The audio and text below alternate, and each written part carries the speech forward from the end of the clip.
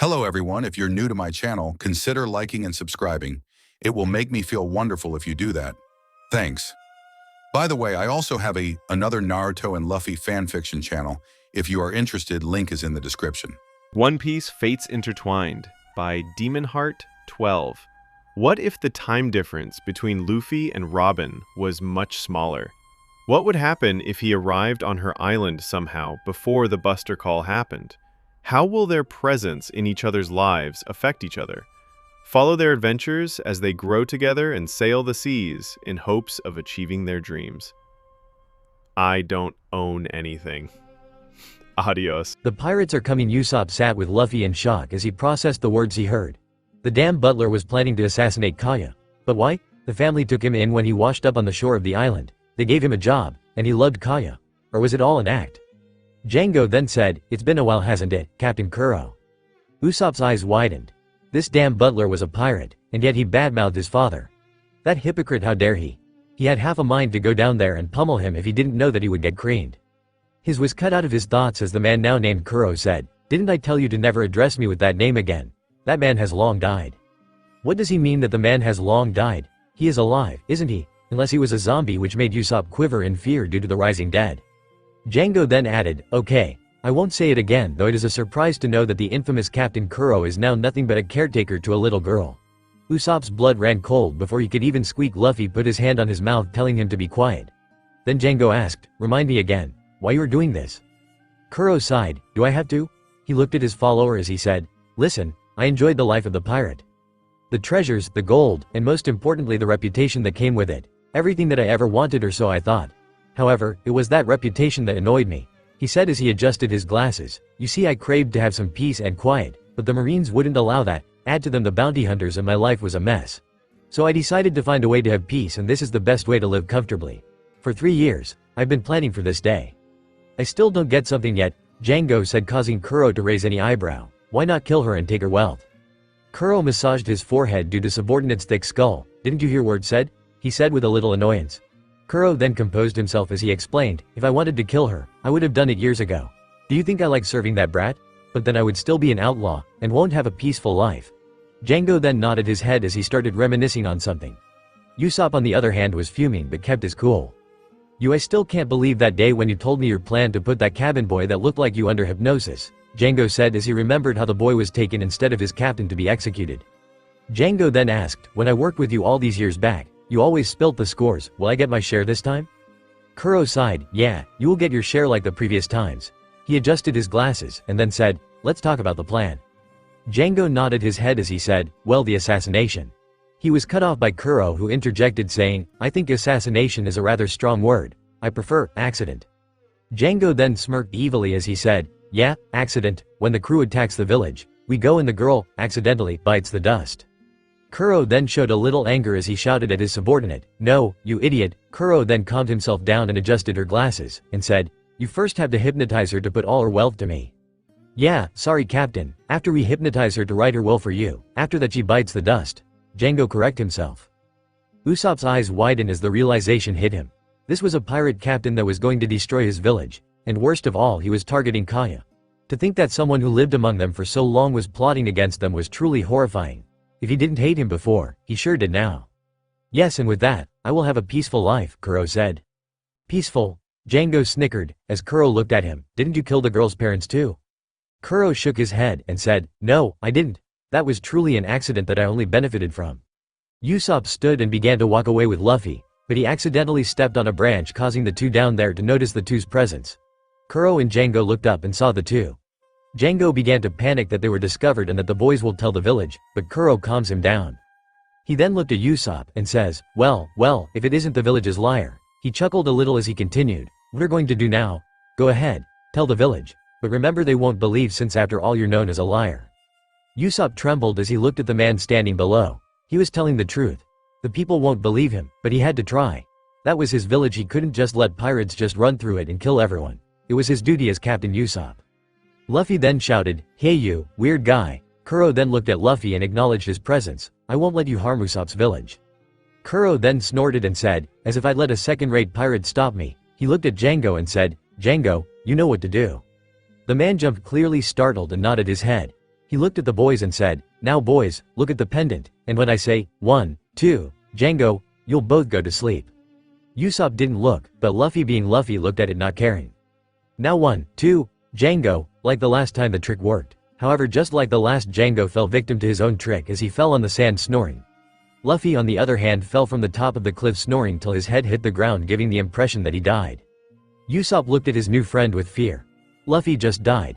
What was he going to do? What was going to tell his friends? Soon, he turned and ran quickly to the village in hope of warning them, and he also was planning to tell the others that Luffy just died. Kuro looked and shook his head. "Do as you wish, but it won't make a difference. In the end, the village trusts me more than they do with you." He looked at the still simply Django. He kicked him and told him to go and get the men ready. He then went to the mansion to ready himself for tomorrow. Usopp ran as he can. He still can't believe that Luffy actually died. What he was going to tell the others? He really felt bad for him because he was the reason why he died. Had he didn't step on that twig, would have Luffy died? No, he would be running with him to warn the others about that damned butler, pirate. Honestly, he didn't know what to call him anymore at this point, not that he cares anymore. He then saw in the distance Luffy's friends and walked toward them with tears in his eyes. The three looked at him, and Robin said, "What's wrong, Usopp?" He looked at her, remembering that she's Luffy's girlfriend, as he said, "I'm sorry guys," but he stopped a little, causing Zoro to say, "But what?" "Luffy's dead. We were caught up in something, and now Luffy's dead because of me. His body is at the north entrance to the island. I'm sorry I had to go to warn the village of the upcoming pirate attack," he said before running off into the distance. Both Robin and Zoro looked at each other and began to laugh. Nami looked at them, astounded at how they can laugh at such a predicament. She was really angry at how Robin was laughing at her boyfriend's death. "How can you two laugh at such a time? And you," he said, pointing at Robin. "Your boyfriend just died, how you can even think about laughing?" Robin looked at her and said, "Calm down, Luffy isn't dead." Zoro nodded his head, saying, "I think the Grand Line will be destroyed before he kicks the bucket." "How can you both be so cool about this? You heard what he said?" Nami demanded with frustration. Sure, she hated pirates, but Luffy didn't seem like a bad person. "I know my Luffy won't die that easily," Robin said in a confident tone. "Wanna bet?" Nami said. "Okay, if you win you go your way, and we won't bother you. In addition, you will have all our money." Nami had her eyes turn into berry signs as she heard money. But, Nami quirked her ears to bargain.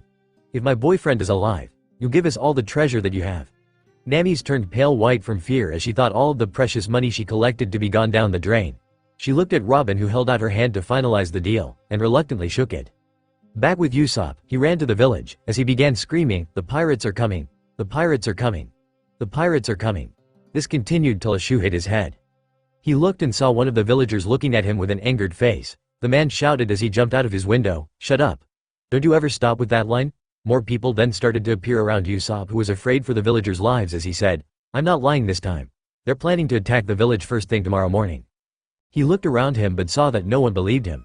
At this moment, he knew that he messed up big time with his constant pranks. He then remembered Kuro's words that no one will believe him. He tried one more time. "Listen, I know that I was pranking all this time, but this time I'm saying the truth. You need to believe me, or at least give me the benefit of a doubt." The villagers all looked at him with skeptical looks as he continued to speak. "That damned butler of Kaya is a pirate captain and is planning to attack the village so he can." He was then silenced by a punch to the face by one of the villagers, who glared at him saying, "Don't you dare bring Klahadore in this, you filthy liar. To think for a moment you almost fooled us into believing you," the man who punched said. "Yeah, Klahadore is an upstanding man, you could only wish to reach his level," a woman shouted. The rest began yelling at the long-nosed at how he was nothing but a liar, while Klahadore was an amazing man. He briefly managed to see the ex-pirate captain make beside him with a smug expression on his face as the villagers began to beat Usopp up. The boy didn't know what to do now, but he still had a second thing to do before he can call quits. He needed to warn Kaya about that damned butler's intention. So with whatever strength he had left, he heaved the villagers and began to run as fast as his legs can carry him to Kaya's mansion. He needed to warn her. She was going to believe him after all. Back at the mansion, Kaya sat with Mary as they patted Klahadore's gift for his service to the family. It was an antique glasses that Kaya personally requested for the man that took care of her when her parents died. Sure, his methods were extreme, but his heart was in the right place. "I hope he likes it," Kaya said as she gave it to Mary. Mary smiled at the girl's kind heart and said, "I'm sure that Klahadore will like it very much." They both then heard a rustle from outside Kaya's window. The girl went to open it, and was shocked by the sight that greeted her.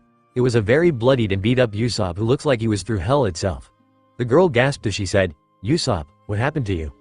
Mary had a different reaction, saying, "What are you doing here? Get out of this location at once." Usopp ignored Mary as he desperately grabbed Kaya, startling the poor girl, and causing Mary to scream, "Unhand her." Usopp looked at Kaya with a serious look as he said, "Kaya, you have to hear me out. Your life is in danger. You need to leave this place at once." The girl looked at him in confusion and said in fear, "What are you talking about, Usopp?" "I mean there's someone planning to kill you tomorrow." This shocked both Mary and Kaya as they listened to Usopp, but Mary said, "Who would want to hurt Miss Kaya?" Usopp looked at Kaya and said, "Kaya, do you believe me?" The girl hesitantly nodded her head. The boy then answered, "It's the damned Klahadore." Mary, who had enough of this game, said, "Now, don't go badmouthing one of the family's most loyal members, let alone a person who loves Kaya as much as a man loves his daughter." Usopp then said, "It was all a play to gain your trust. He only wants to have Kaya's wealth. He was planning for this from the moment he stepped into this house. He's planning to kill everyone in the village and force Kaya to write her will to him so he can take her money." Mary then shouted, "Lies. Why would Klahadore do such a thing?" Usopp then said, "Because he's a pirate. His real name is Kuro and I heard him plotting with his associate how he was planning." "Shut up." Both Mary and Usopp looked shocked at Kaya, who was trembling as she looked at Usopp. Usopp moved forward as he said, "Kaya. Stop, just stop," Kaya yelled. "Listen, I like the stories you tell me to make me feel better, but this is going way too much. I understand that you and Klahadore don't see eye to eye, but there's no need to make such lies. Kaya, please listen to me. I know what I'm saying is hard to believe, but it's the truth. I'm telling that bastard isn't who he's pretending to be." Usopp begged the girl to hear him out, but she refused to listen to him anymore. "Don't dare talk about Klahadore that way. Keep him out of your lies. He doesn't deserve what you are saying about him," Kaya screamed further. Usopp then grabbed Kaya's hand as he tried to yank her out of the window, saying, "Kaya, you need to come with me now. I know it's hard to believe me, but Klahadore isn't who he's pretending to be. He's just a pirate who is after your money. Please believe me." The boy then suddenly felt something stung him as he let go of Kaya's hand and fell off the tree to the ground, altering the security. He looked at Kaya with disbelief and betrayal as she said, "How can I believe you when you're like that?" The boy stood there shocked and only felt being grabbed by his arms. He looked and saw the mansion's security trying to talk him out of the mansion. He struggled against them since deep down he still believed he can convince Kaya to come with him. One of them approached him, and Usopp took out his slingshot and he aimed it at him, sending a pellet into his face. Another one tried to tackle him, only for the boy to roll and shoot him in the back of his head. Kaya could only watch as the person she saw as her friend attacked her employees, so she yelled, "Usopp, leave my house, and never come back." The boy looked at her as he was pinned down by the guards. He looked at Kaya, who simply said, "Maybe Klahadore was right. Maybe, you aren't my friend as I thought you were." Now that hurt Usopp very deeply, as Kaya's words were like swords in his chest. He saw her for one last moment before he was thrown out by security. He also noticed the damn butler walking inside the home with a smirk that said, "Didn't I tell you no one will believe you?" The boy was left bruised, beaten, humiliated, and most importantly for some reason heartbroken. But he picked himself up. Even if no believed him, even if he had to fight alone and die, he will protect his village. The boy then walked away to start planning how to defend his home from the invaders. Back where Luffy was laying, the others came across him. Nami looked at him and kicked him a little and said, "See, he's as dead as a doorknob." Her eyes then turned into berry signs as she said, "Now, pay up."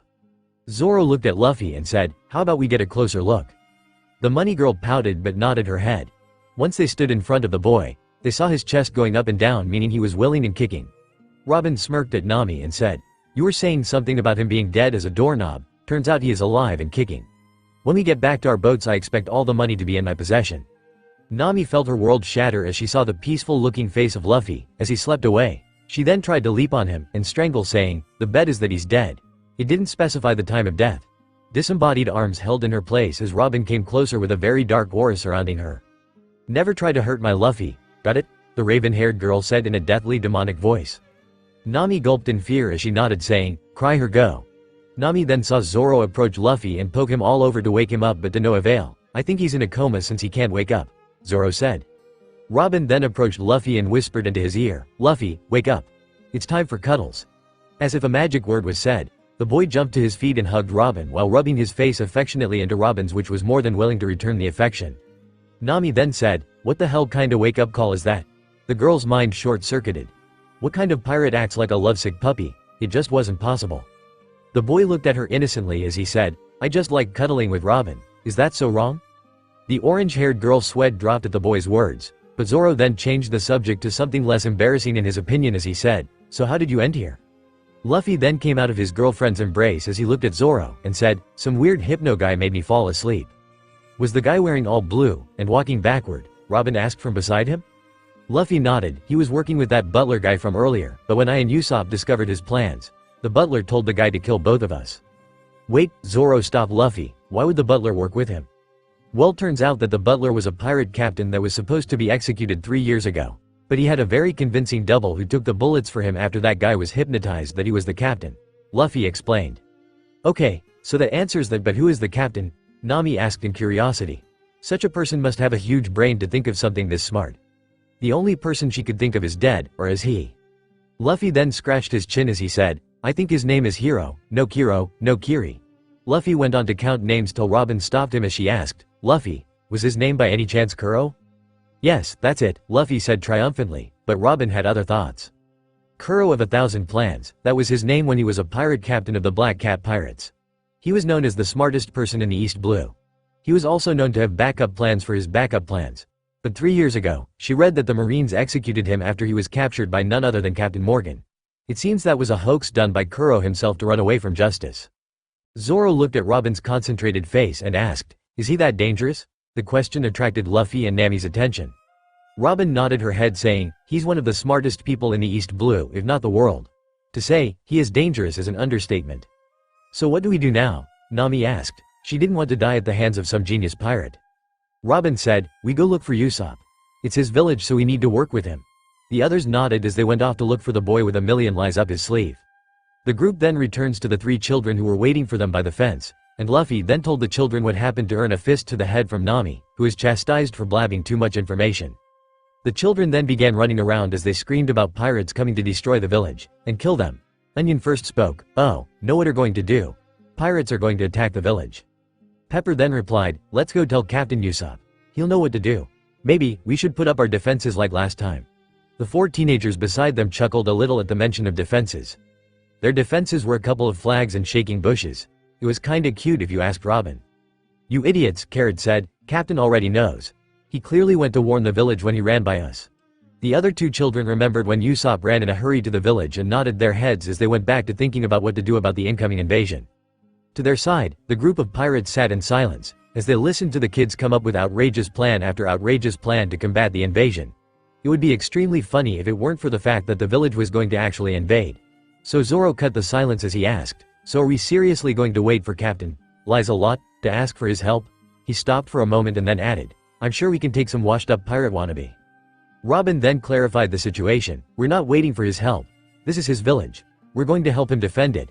It's not our duty, but he's our friend. It's the least we can do for him for his hospitality. Nami then said, okay, aside from being the weirdest group of pirates I've ever worked with. She looked at Luffy who was idly watching a butterfly, and then slapped her forehead and asked, what are going to do about the villagers? They aren't exactly going to be happy to see that their heroes are a bunch of pirates. If anything, it's going to make the situation even more complicated.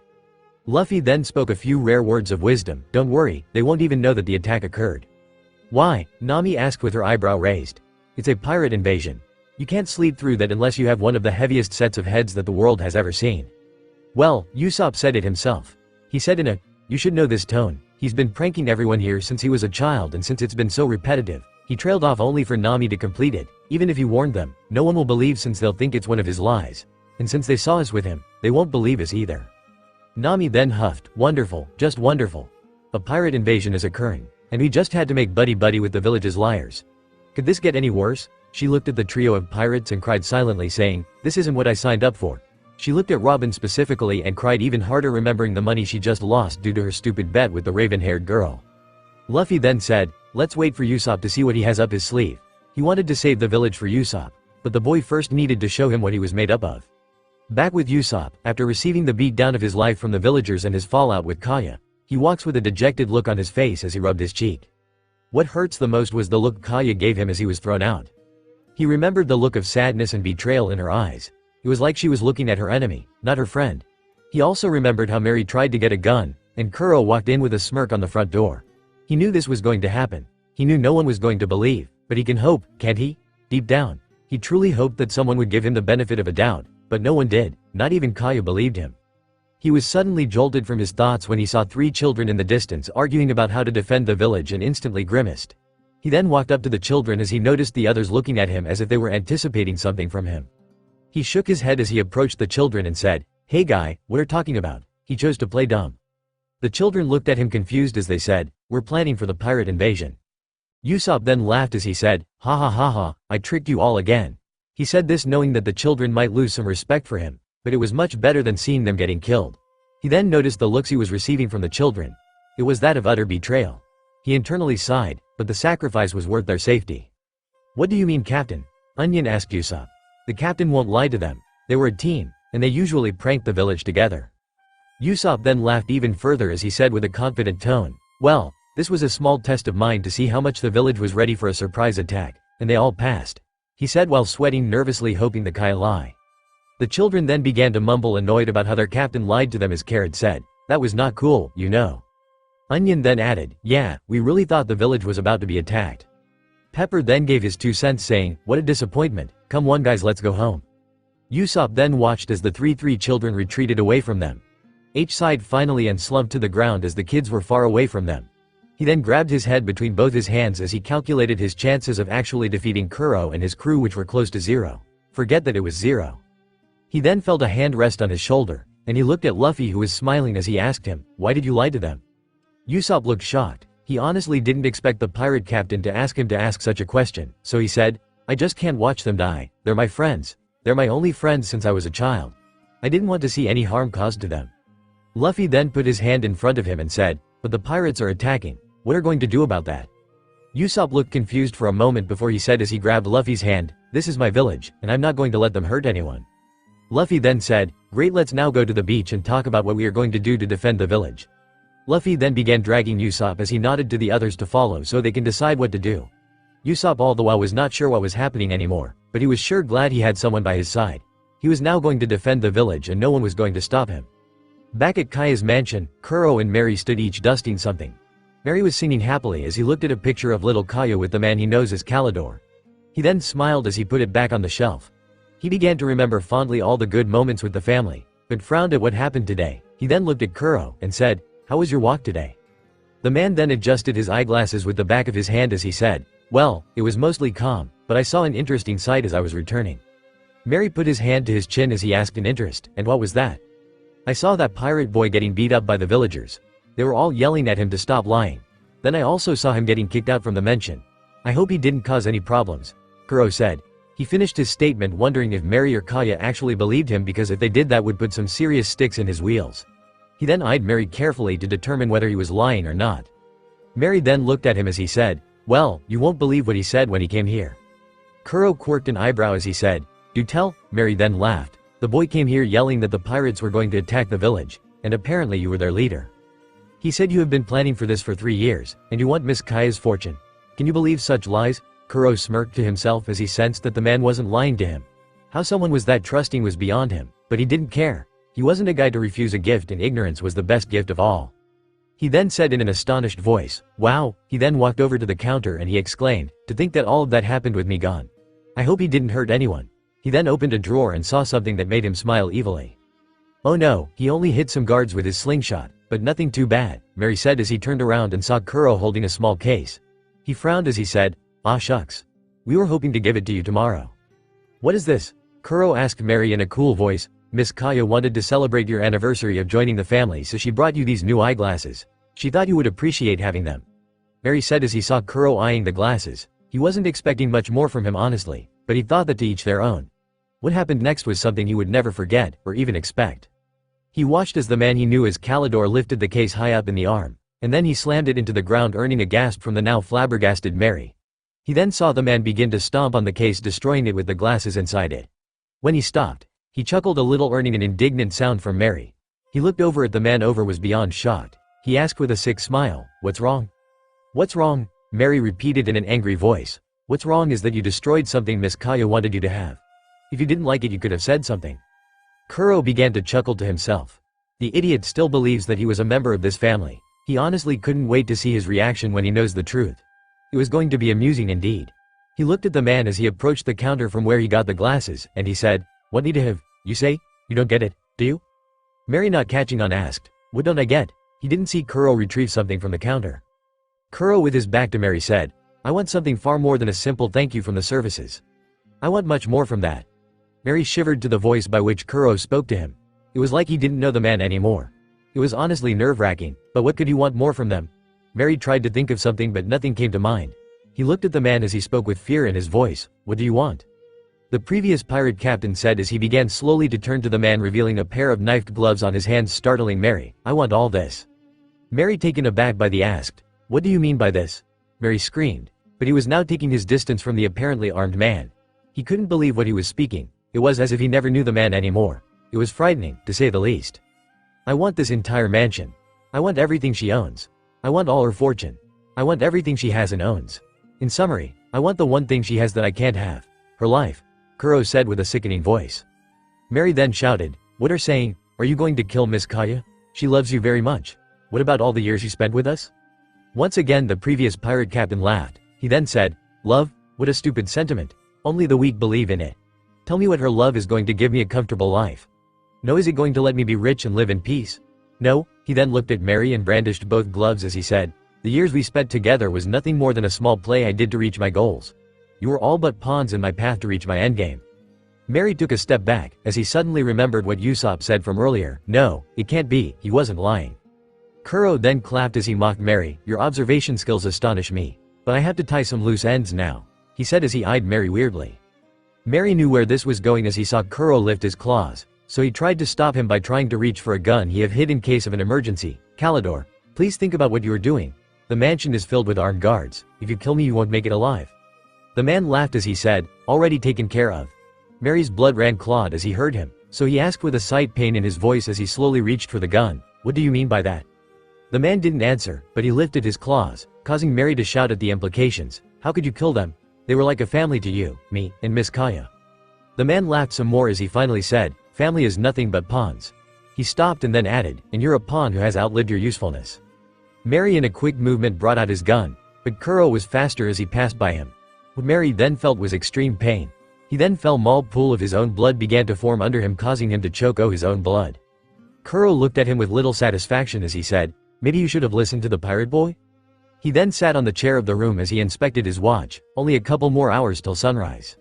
He then adjusted his glasses as he stood up and walked outside the room, looked at Mary, and said, "Thank you for the accommodation, but your services will be no longer required." The invasion. Back with the 4 pirates and the liar, they walked to the beach with Usopp entertaining them, mostly Luffy, with tales of his adventure. They finally reached the spot where they first heard the plot, and Robin asked, "Usopp, tell us exactly what you heard so we can make the perfect plan to counter this invasion, or else all of our efforts will be in vain." Usopp looked at her with wide eyes as he asked, "Is that serious? I mean, he can't be that strong." Robin sighed. It was like she expected. Although Usopp had his heart in the right place wanting to save his village, he was underestimating his opponent. She looked at him. "Usopp, it's Captain Kuro of the Black Cats pirate." Zoro jumped on his feet and said, "The Captain Kuro?" Robin nodded, so he added, "Isn't he dead or something?" "No, the hypno guy said that he hypnotized a guy that looked, and he bit the dust instead," Luffy interjected, causing Zoro to nod and sit down. "Usopp, Captain Kuro is one of the smartest people beside me and Nami," she said, shocking the girl. "Here in the East Blue. He was known for having backup plans for his backup plans. If we as so much as flatter for a moment, we'll be as good as dead." Usopp then began to sweat heavily as he squeaked out, "Okay." He then let out a breath he didn't know he was holding and said, "Well, the plan is for the pirates to attack the village while he waits for them in the mansion. The hypnotist will then go to the mansion, and hypnotize Kaya to write her wealth to that bastard. After that, the hypnotist will kill her, and retreat, leaving him the only survivor of this massacre. That's all I heard." Robin nodded as she sat down. She then began to imagine the best course of action to stop the invasion. She was brought out of her thoughts when Usopp exclaimed loudly, saying, "No worries, I already have a plan to defeat him quickly." He said this as he posed in a weird position, but then added, "But for my plan to work I want to know what each of you can do specifically so I can assign to your part of the plan so it can go smoothly."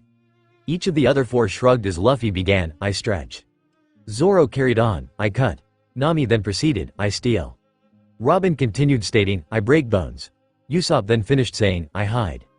This caused Luffy, Nami, and Zoro to each grab him from his arm and punt him on the head, yelling at him with razor-sharp teeth, "You gonna help us or be forced to?" All the while Robin looked at him with a disapproving look at how he is taking this lightly. "Usopp, this is your village. You can't just hide while we fight your fight. A pirate captain never flatters unless you want to disgrace your father," Robin said, knowing that she will press a few buttons, therefore, putting Usopp's head in the game, and throwing out his shenanigans. The boy looked at her with shock as he balled his fist and said, "I will never disgrace my father. I told you I already have a plan, and I was joking about hiding. I'm the great Captain Usopp, the conqueror of millions, and I never hide." Robin's sweat dropped as she easily lost him again. Luffy then came and said, "Alright, so what's your plan?" Usopp then froze as he remembered something. His island was going to be invaded by pirates, and he's about to tell his plans to pirates. This was crazy. He needed to ask this. "Before I answer your question, why are you helping me? For all I know, you might be tricking so you can kai his money for yourself." Zoro was the first person to speak this time. "Listen here, Squirt, it's already clear enough that if we wanted to hurt you or your precious island, or that girlfriend of yours," this made the boy blush heavily, "we would have done so already, so get your head out of the gutters." "Yeah, I mean those guys might be the weirdest pirates I ever met. I don't think they have any ulterior motives as if they want to help you," Nami stated, shocking everyone around her. "Usopp, this may seem weird to you that Luffy and us want to help you, but believe us that we have our best intentions in our hearts for you and your village. We mean no harm to you. In fact, we truly want to stop him, so trust us," Robin said with a small smile. "Well, you're my friend. Do I need another reason to help you?" Luffy asked as he tilted his head. Usopp's eyes began to tear as he said, "Thank you, guys." He then twirled on his feet as he said, "Great, then let's begin with my plan then." Everyone around him sweat dropped at how he changed from crying to excited in a mere moment but came closer to listen to what he was saying. "Well, my plan is simple enough, and it can work very easily. I plan to first put tar on the trail of the south entrance to where we are standing, then put at the beginning of the trail metal stars and wait for them there." He finished as he crossed his arms over his chest, which was swelling with pride from his plan. Luffy then spoke first. "Well, honestly, this is of the..." Usopp expected Luffy to start praising him, but what he said next caused his eyes to bulge out. "Worst plans I ever heard." The sound of a pin drop could be heard from Luffy's statement. Usopp looked at him with hurt in his eyes as he asked, "What's wrong with my plan? It's perfect." Luffy sighed as he said, "Well, first we need to put the metal stars at the beginning of the entrance. Then we hike to the top of the trail as we put oil on it. Then we wait from them at the end of the entrance, so any pirate that manages to pass them we knock them out." Everyone, except Robin, then looked at Luffy with wide eyes from hearing the apparent dumb person correct the mistakes that were present in the liar's plan. Luffy, noticing the looks he was receiving, asked, "Did I ask something wrong?" Zoro answered first, "No, but you shocked us a little. We never expected that from you of all people. You seem all..." "All what, Zoro?" Robin asked with narrowed eyes. Zoro then cleared his throat as he said, "Nothing. I was just making an observation. That's all." Robin on the side was giggling at how Zoro seemed terrified of her. Robin then clapped her hands together as she exclaimed happily, "Well, now that's all settled. We need to begin the preparations to stop the invasion. The sun will be up in a couple of hours and we won't be able to face them if we are late." Everyone then nodded, and the boys then stood and began working. Nami watched the boys work with vigor as they began to spread the metal stars at the beginning of the entrance to the island, but her mind was in another place. 1,000 questions were attacking her head. She couldn't just get it. Why were they helping him? Sure, she said that they were the weirdest pirates she has ever known, but still they were pirates. Pirates were evil who took whatever they wanted and only left people in pain and agony. They use others and don't care about them. It just was their nature. Robin then came up to her. The Ravenhead noticed that the girl was deep in thought, so she asked her, "What's on your mind, Nami? Maybe I can help you."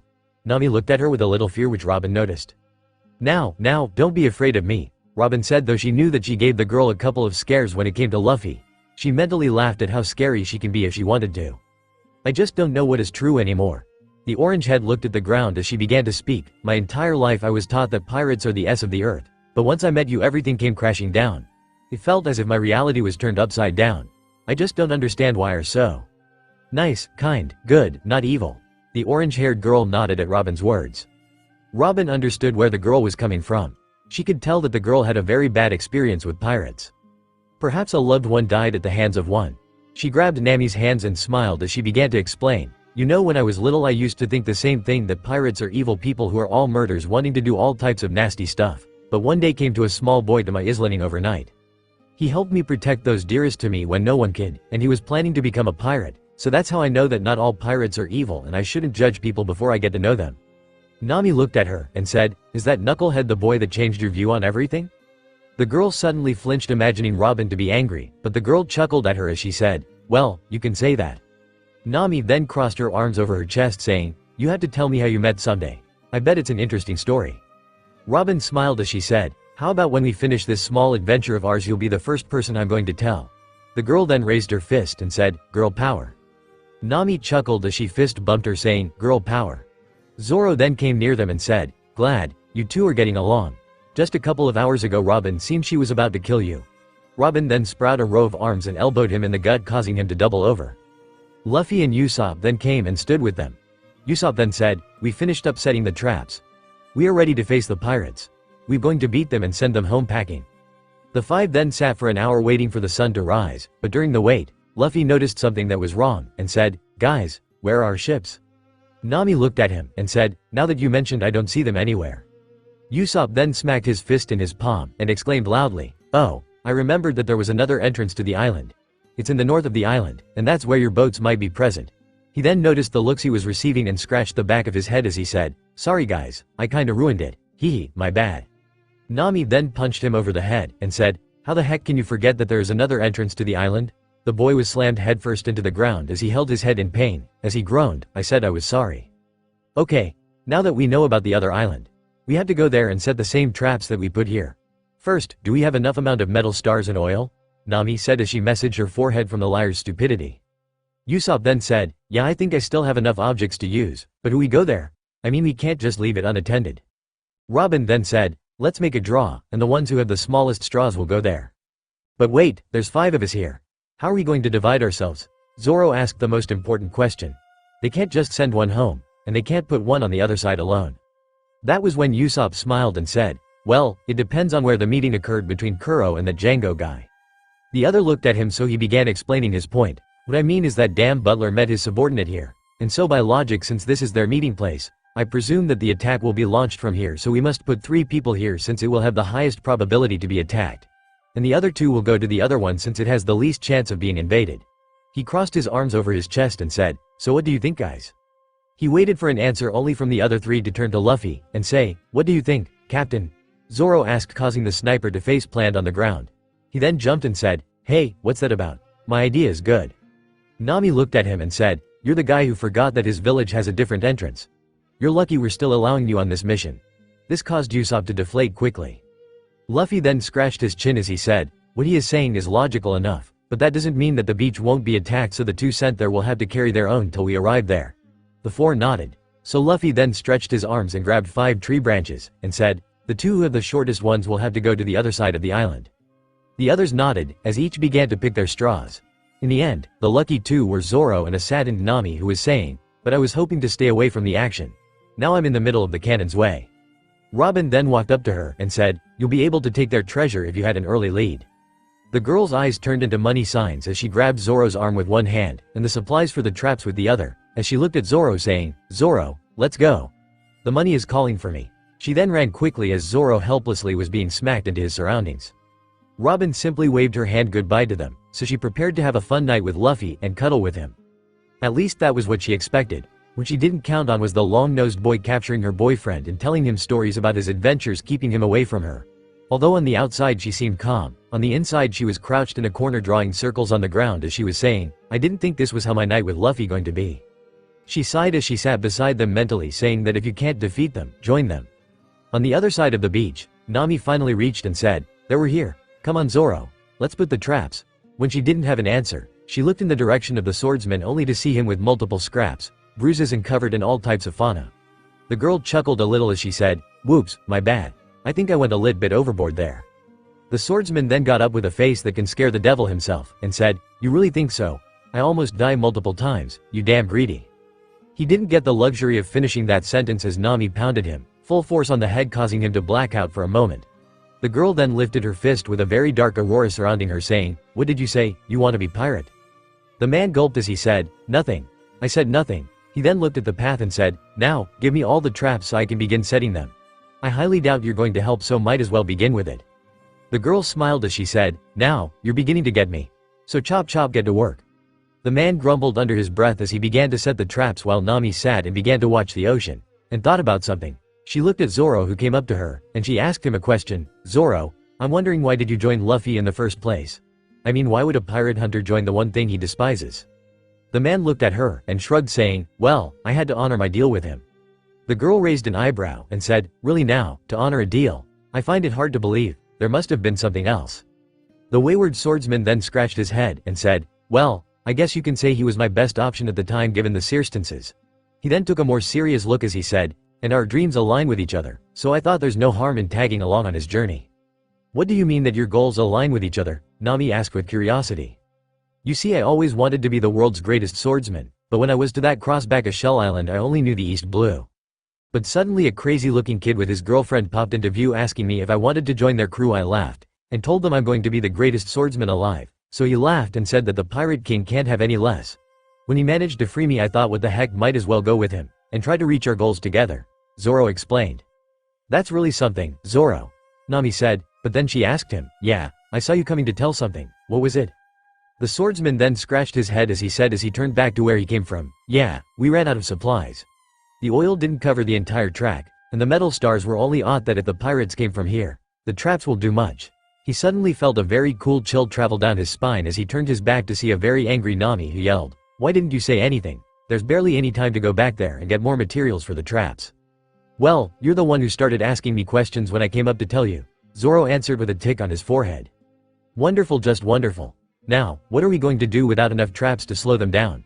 Nami asked herself, but Zoro answered, well, you heard the man, we're going to have to pull our weight anyways, so might as well be ready for them. The girl then slumped on the ground with a dark cloud over her head, as she said in a sad voice, this isn't what I signed up for. Zoro rolled his eyes at her dramatics, and said in annoyance, pull yourself together, women. You fought pirates before, so you can do it now, and besides, if push comes to shove, I'll help you out. The girl looked with hope in her eyes as she tackled the man in a hug saying, thanks Zoro, you're a lifesaver. Off the shore of the island, a ship with a wooden black cat head on its front was gently bobbing against the water. The ship had tens of men on it as they fought between each other. They had on the top of their ship a Jolly Roger that consisted of a black cat head with crossbones behind it. Django then walked onto the deck of the ship and said, men, tomorrow we are going to start the invasion as we discussed earlier. We have only a few minutes to walk into the village and then start the raid. No one is allowed to be alive, no man, no child, no woman, no nothing. Kill everything and everyone you come across while I go and help the captain in the final phase of the plane. Are there any questions? Seeing that no one asking him anything, presumably due to the men's stupidity, he said, men, set forward and begin sailing to the island to begin the captain's plans. The men replied by saying, yeah. Back at Kaya's mansion, Kuro sat in front of the entrance of the house. He then took a watch from his pocket and said, only 1 hour left, and I finally get this brat's fortune and earn the peace I always wanted, and nothing is going to stop me. Back with the couple and Usopp, Robin sighed 100 times as she heard Usopp tell Luffy another story, and smacked her forehead. She knew she couldn't blame her boyfriend's naive nature, especially when it comes to friends, but that doesn't mean he has to believe everything that Usopp says to him. She looked at Usopp, who was now talking about how he fought 1,000 dragons. But suddenly a voice caught her ears, so she said, hush, be quiet, Usopp. What, why? The boy asked. She then blossomed an ear on a nearby tree, and her eyes widened, so she grabbed both boys as she said, come, we need to go there quickly. They came from the other side. She then ran with both boys trying to pick up on her pace. On the other side of the island, the pirates began to depart from the ship, and one of them saw something in the distance. He then looked at Django and said, Cap, there's something in our way. It looks like oil on the way up to the village. Django, who was told by Kuro to be there on time or else there will be consequences, screamed, do I look like I care? We need to finish the captain's plan on time, or else we'll be the ones to bid the dust, so start moving. The men then nodded and walked to the beginning of the entrance, but all of them then suddenly felt a sharp pain in their feet. What the heck? There's something in my feet. The sand is filled to the brim with traps. As his men began to whine, Django slapped his forehead and said, enough whining. Just walk through the pain, or else we won't live to see another day. The men then braced themselves and began to run up the entrance, but with the metal stars add to that the oil. They were constantly falling back down the slope. Nami sat at the top with Zoro as they watched them struggle. Well, that's entertaining, she said with a giggle. I have to admit it's kinda funny watching them slip and slide every couple of seconds, and honestly kinda sad, Zoro added. Finally, after a couple of minutes, a couple of the men managed to make up the hill, so Zoro pulled out his swords, and readied himself for the fight with Nami bringing up her staff as she said, we'll leave the heavy lifting for you. I deal with any stowaways, deal? The man scoffed as he said, you're too generous sometimes. Are sure you're not a saint? Zoro then quickly dashed down the lane as he cut through one of the men, causing him to fall with a thud. Someone tried to sneak up on the swordsman, trying to cut him with his sword, only for Zoro to intercept and push him away before cutting him. Another one then tried to attack Zoro. Said man fell to the ground moments later as Zoro sidestepped him and hit him with the handle of his sword, knocking him out. Meanwhile, Nami was watching Zoro with awe, as he mowed through Kuro's men, much to Django's dismay. She then noticed someone managed to pass Zoro. She walked to him, and he met her with a goofy grin, so she smiled and smacked him over the head before kicking down the lane, and saying, don't ever underestimate your enemies or you'll die. She looked down at Zoro, who crossed his 3 blades before yelling, Onigiri. He then speed beside 3 men. The three in question stood there confused for a moment before huge wounds gushing blood appeared on them. The three then fell forward to the ground withering in agony from the pain.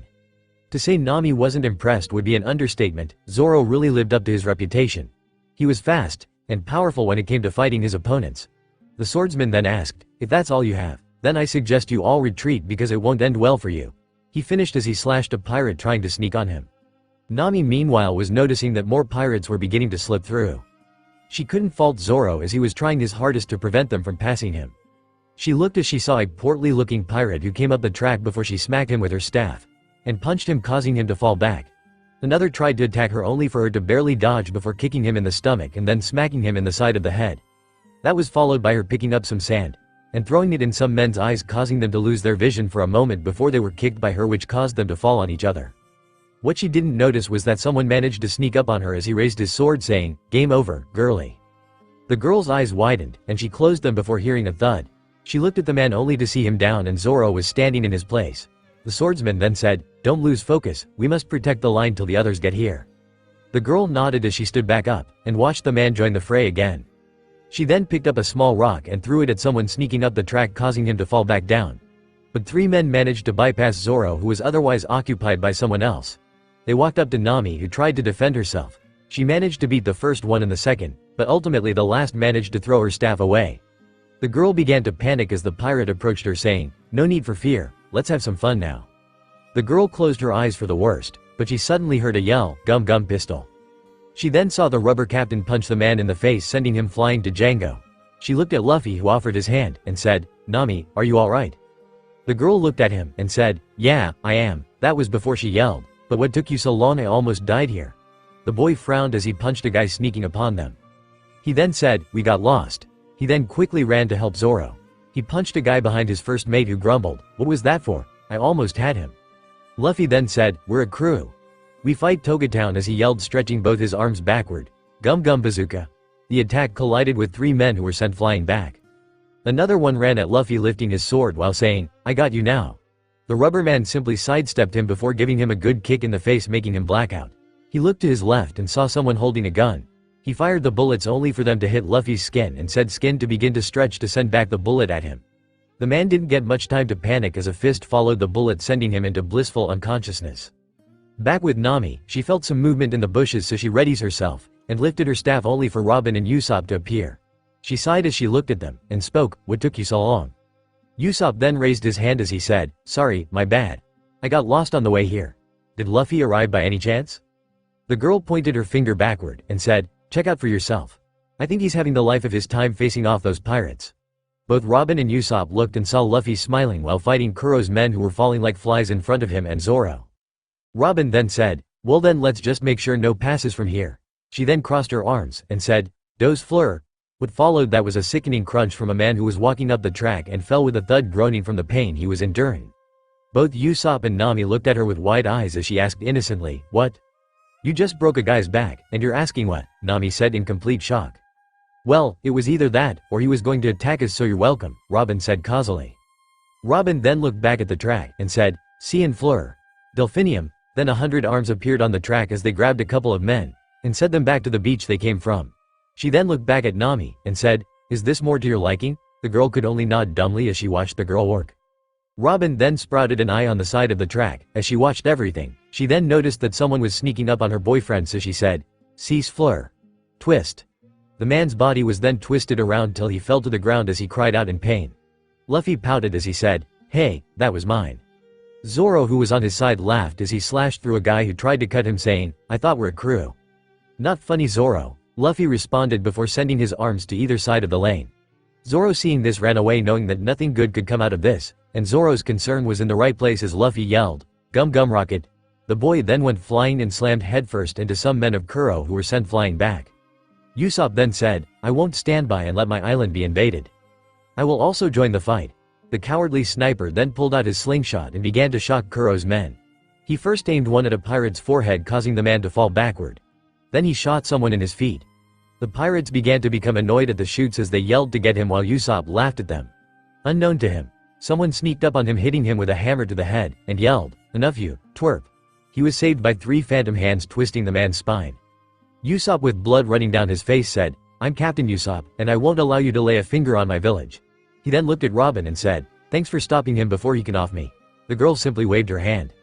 Back with Django, he was trembling with fear as he thought about what was going to happen to him if the captain arrived, and saw that the men hadn't moved from their spot. He then yelled at the men, "What the hell is wrong with you? They're only a couple of children. End them already. We mustn't ruin the captain's plan." Kuro's men, though in extreme pain, then lifted themselves and charged at the group of 5, yelling as they swung their swords and lifted their fists at them. Luffy and Zoro smiled at them, ready for round 2. Back with Kuro, the man sat at the front of the mansion with a scowl. He was angry that the crew hadn't reached the village yet. He sighed as he looked at his watch, and put it back in his pocket. He grumbled, "What's taking them so much time?" He was sure that he emphasized to Django that his plan must occur early thing in the morning so the plan can be pulled off without a hitch. Attacking the village early will assure that the villagers won't be able to fight back. He is also sure as heck that Django won't betray him.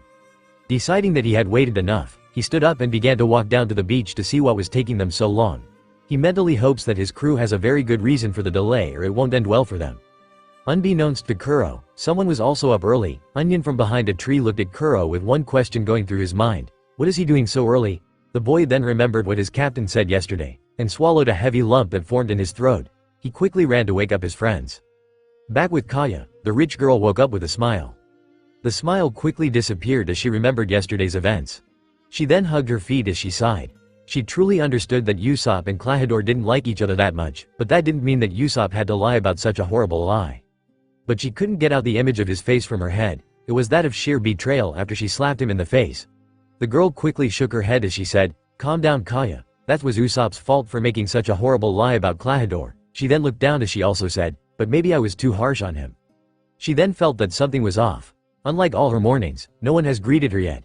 Usually, it was either Mary or one of the other butlers, or Klahadore that came up and brought her breakfast. It was truly odd. Were they all still asleep? She shook her head as she knew that her servants woke up very early in the morning to help her. She then got up from her bed and went to the door in small steps as her body was still too weak from her sickness. She opened the door and began to walk around the house, but nothing could prepare her for what she saw next. Around the entire house, her family was all cut down. She looked at every one of them and they were as good as gone. Tears filled her eyes as she began running around the house like a headless chicken. She checked the maid's room. They were all dead. The kitchen, same thing. The front gate, same thing. Everywhere she went, everyone was dead. The girl sat with tears in her eyes, but she then heard a soft groan from the living room. She quickly went into it and saw Mary covered in his blood with a gun in his hand. The girl quickly began to treat Mary's wounds as she asked him, "Mary, what happened here? Why did all this?" Mary looked at her with sad eyes and said with pain accompanying every word he said, "He was right." The girl was confused. Who was right, and who was Mary talking about? She looked at him and said, "Mary, what are talking about, and who is right? I don't understand you."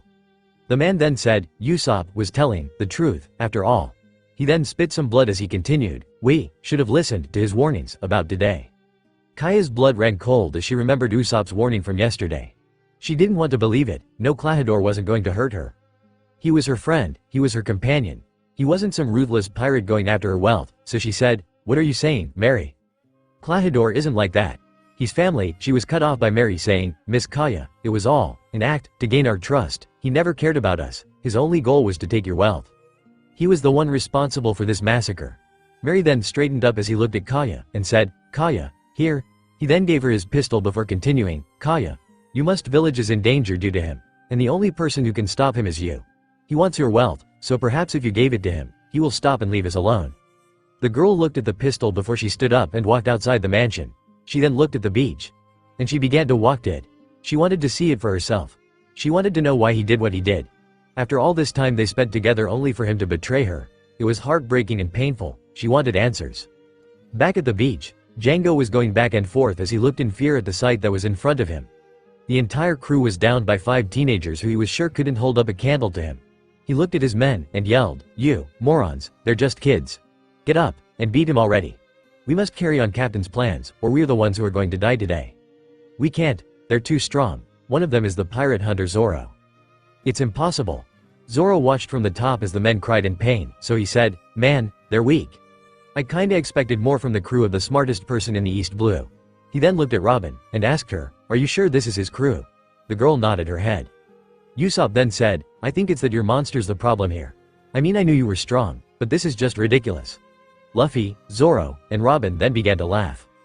Django down there frowned as he said as he pulled out his pendulum, "Alright knuckleheads, it's time to give you a power boost. So when I say, 1, 2, Django, you'll all become very powerful." The pirates looked at the pendulum as he swung it. He then began to say, 1, 2, Jan. Ah. The sickening sound of bones being twisted and crunched came from Django's body as 12 phantom arms broke his body like it was a twig. One of the men looked at Robin who said, "I'm sorry, but today the power boost isn't happening." He then gulped and said, "You are monsters." The girl simply giggled and said, now, you're the ones attacking a peaceful village. How about you live, and we promise to keep the pain to a minimum." The pirates shivered under her gaze. But then Django stood up leaning to a wall and said, "You forced my hands, kids. I didn't want to do this, but you left me no choice." Robin tilted her head in confusion. Django then looked at the ship as he yelled, "Nyabin brothers, come forth." Suddenly 2 shadows jumped from the ship and landed in front of the 5. One of them was a chubby pirate who wore red pants and had a cape on his back with cat ears on his head. The other was a slim-looking figure with blue pants, a green shirt, and green hair. He also had cat ears on his head. They looked at Django, and one of them asked, "Did you call us captain?" Django, who was still trying to stand without support, said, "Yes, these 5 are interfering with the captain's plans. I want you to kill them."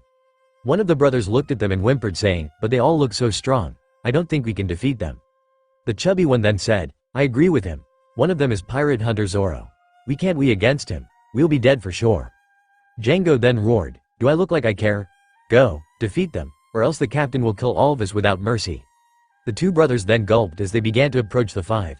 Usopp's sweat dropped as he said, "Are they seriously their secret weapon?" Robin, who was watching the entire thing, then said, "Don't be fooled by their act."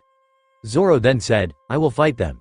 He then unsheathed one of his swords and went down to meet the green-haired pirate who said, "You're Zoro the pirate hunter." "Yeah, so what about it?" "Nothing, just that I will." The man then quickly jumped using claws and a glove he was wearing and tried to strike Zoro, but the swordsman blocked him as the man continued, "Kill you." Zoro then felt that something was off about this attack till a slapping noise drew his attention to his swords. He looked to see the green-haired pirate back away with a scowl on his face as he said, "Damn it, I didn't get them." Zoro scowled as he said, "You were going to take my swords, weren't you, bastard?" The pirate was about to speak when 3 disembodied arms grew on his body and clutched him, causing him to fall. Zoro looked at Robin who said, "Sorry to take your opponent, but let's wrap this up."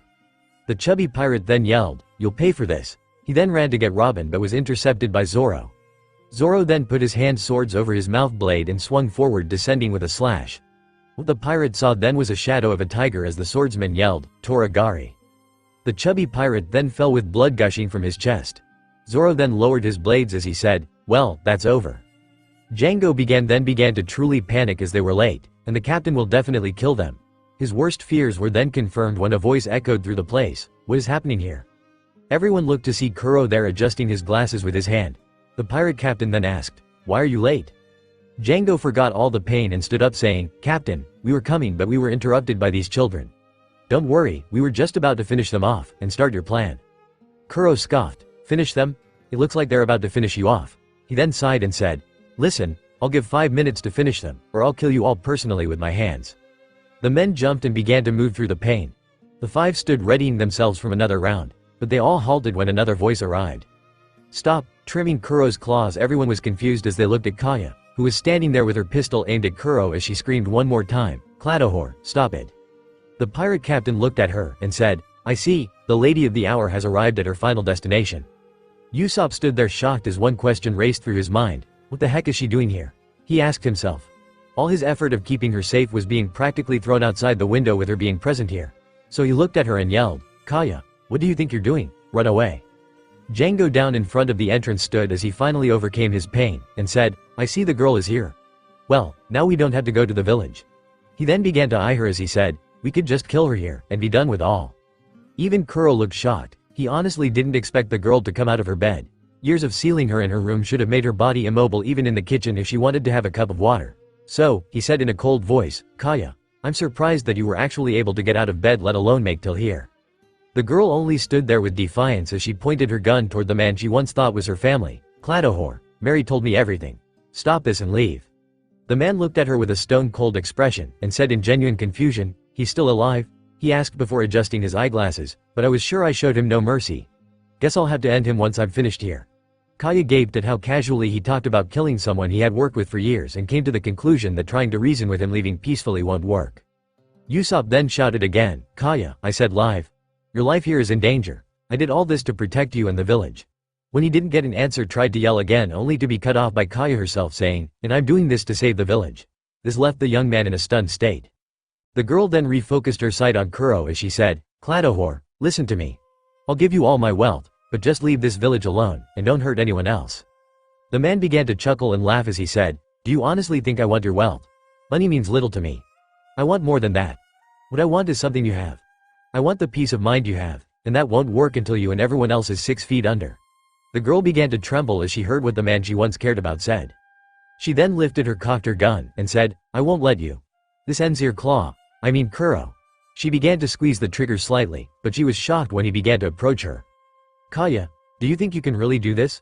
Are really going to shoot me? He continued to walk as he spoke to her, but Usopp saw there his tricks, and yelled, Kaya, run away. The girl didn't move as she was too shocked by the way he was talking to her. Do you remember all the times that we went to the shop together? Do you remember all the happy moments we had when we baked cakes together?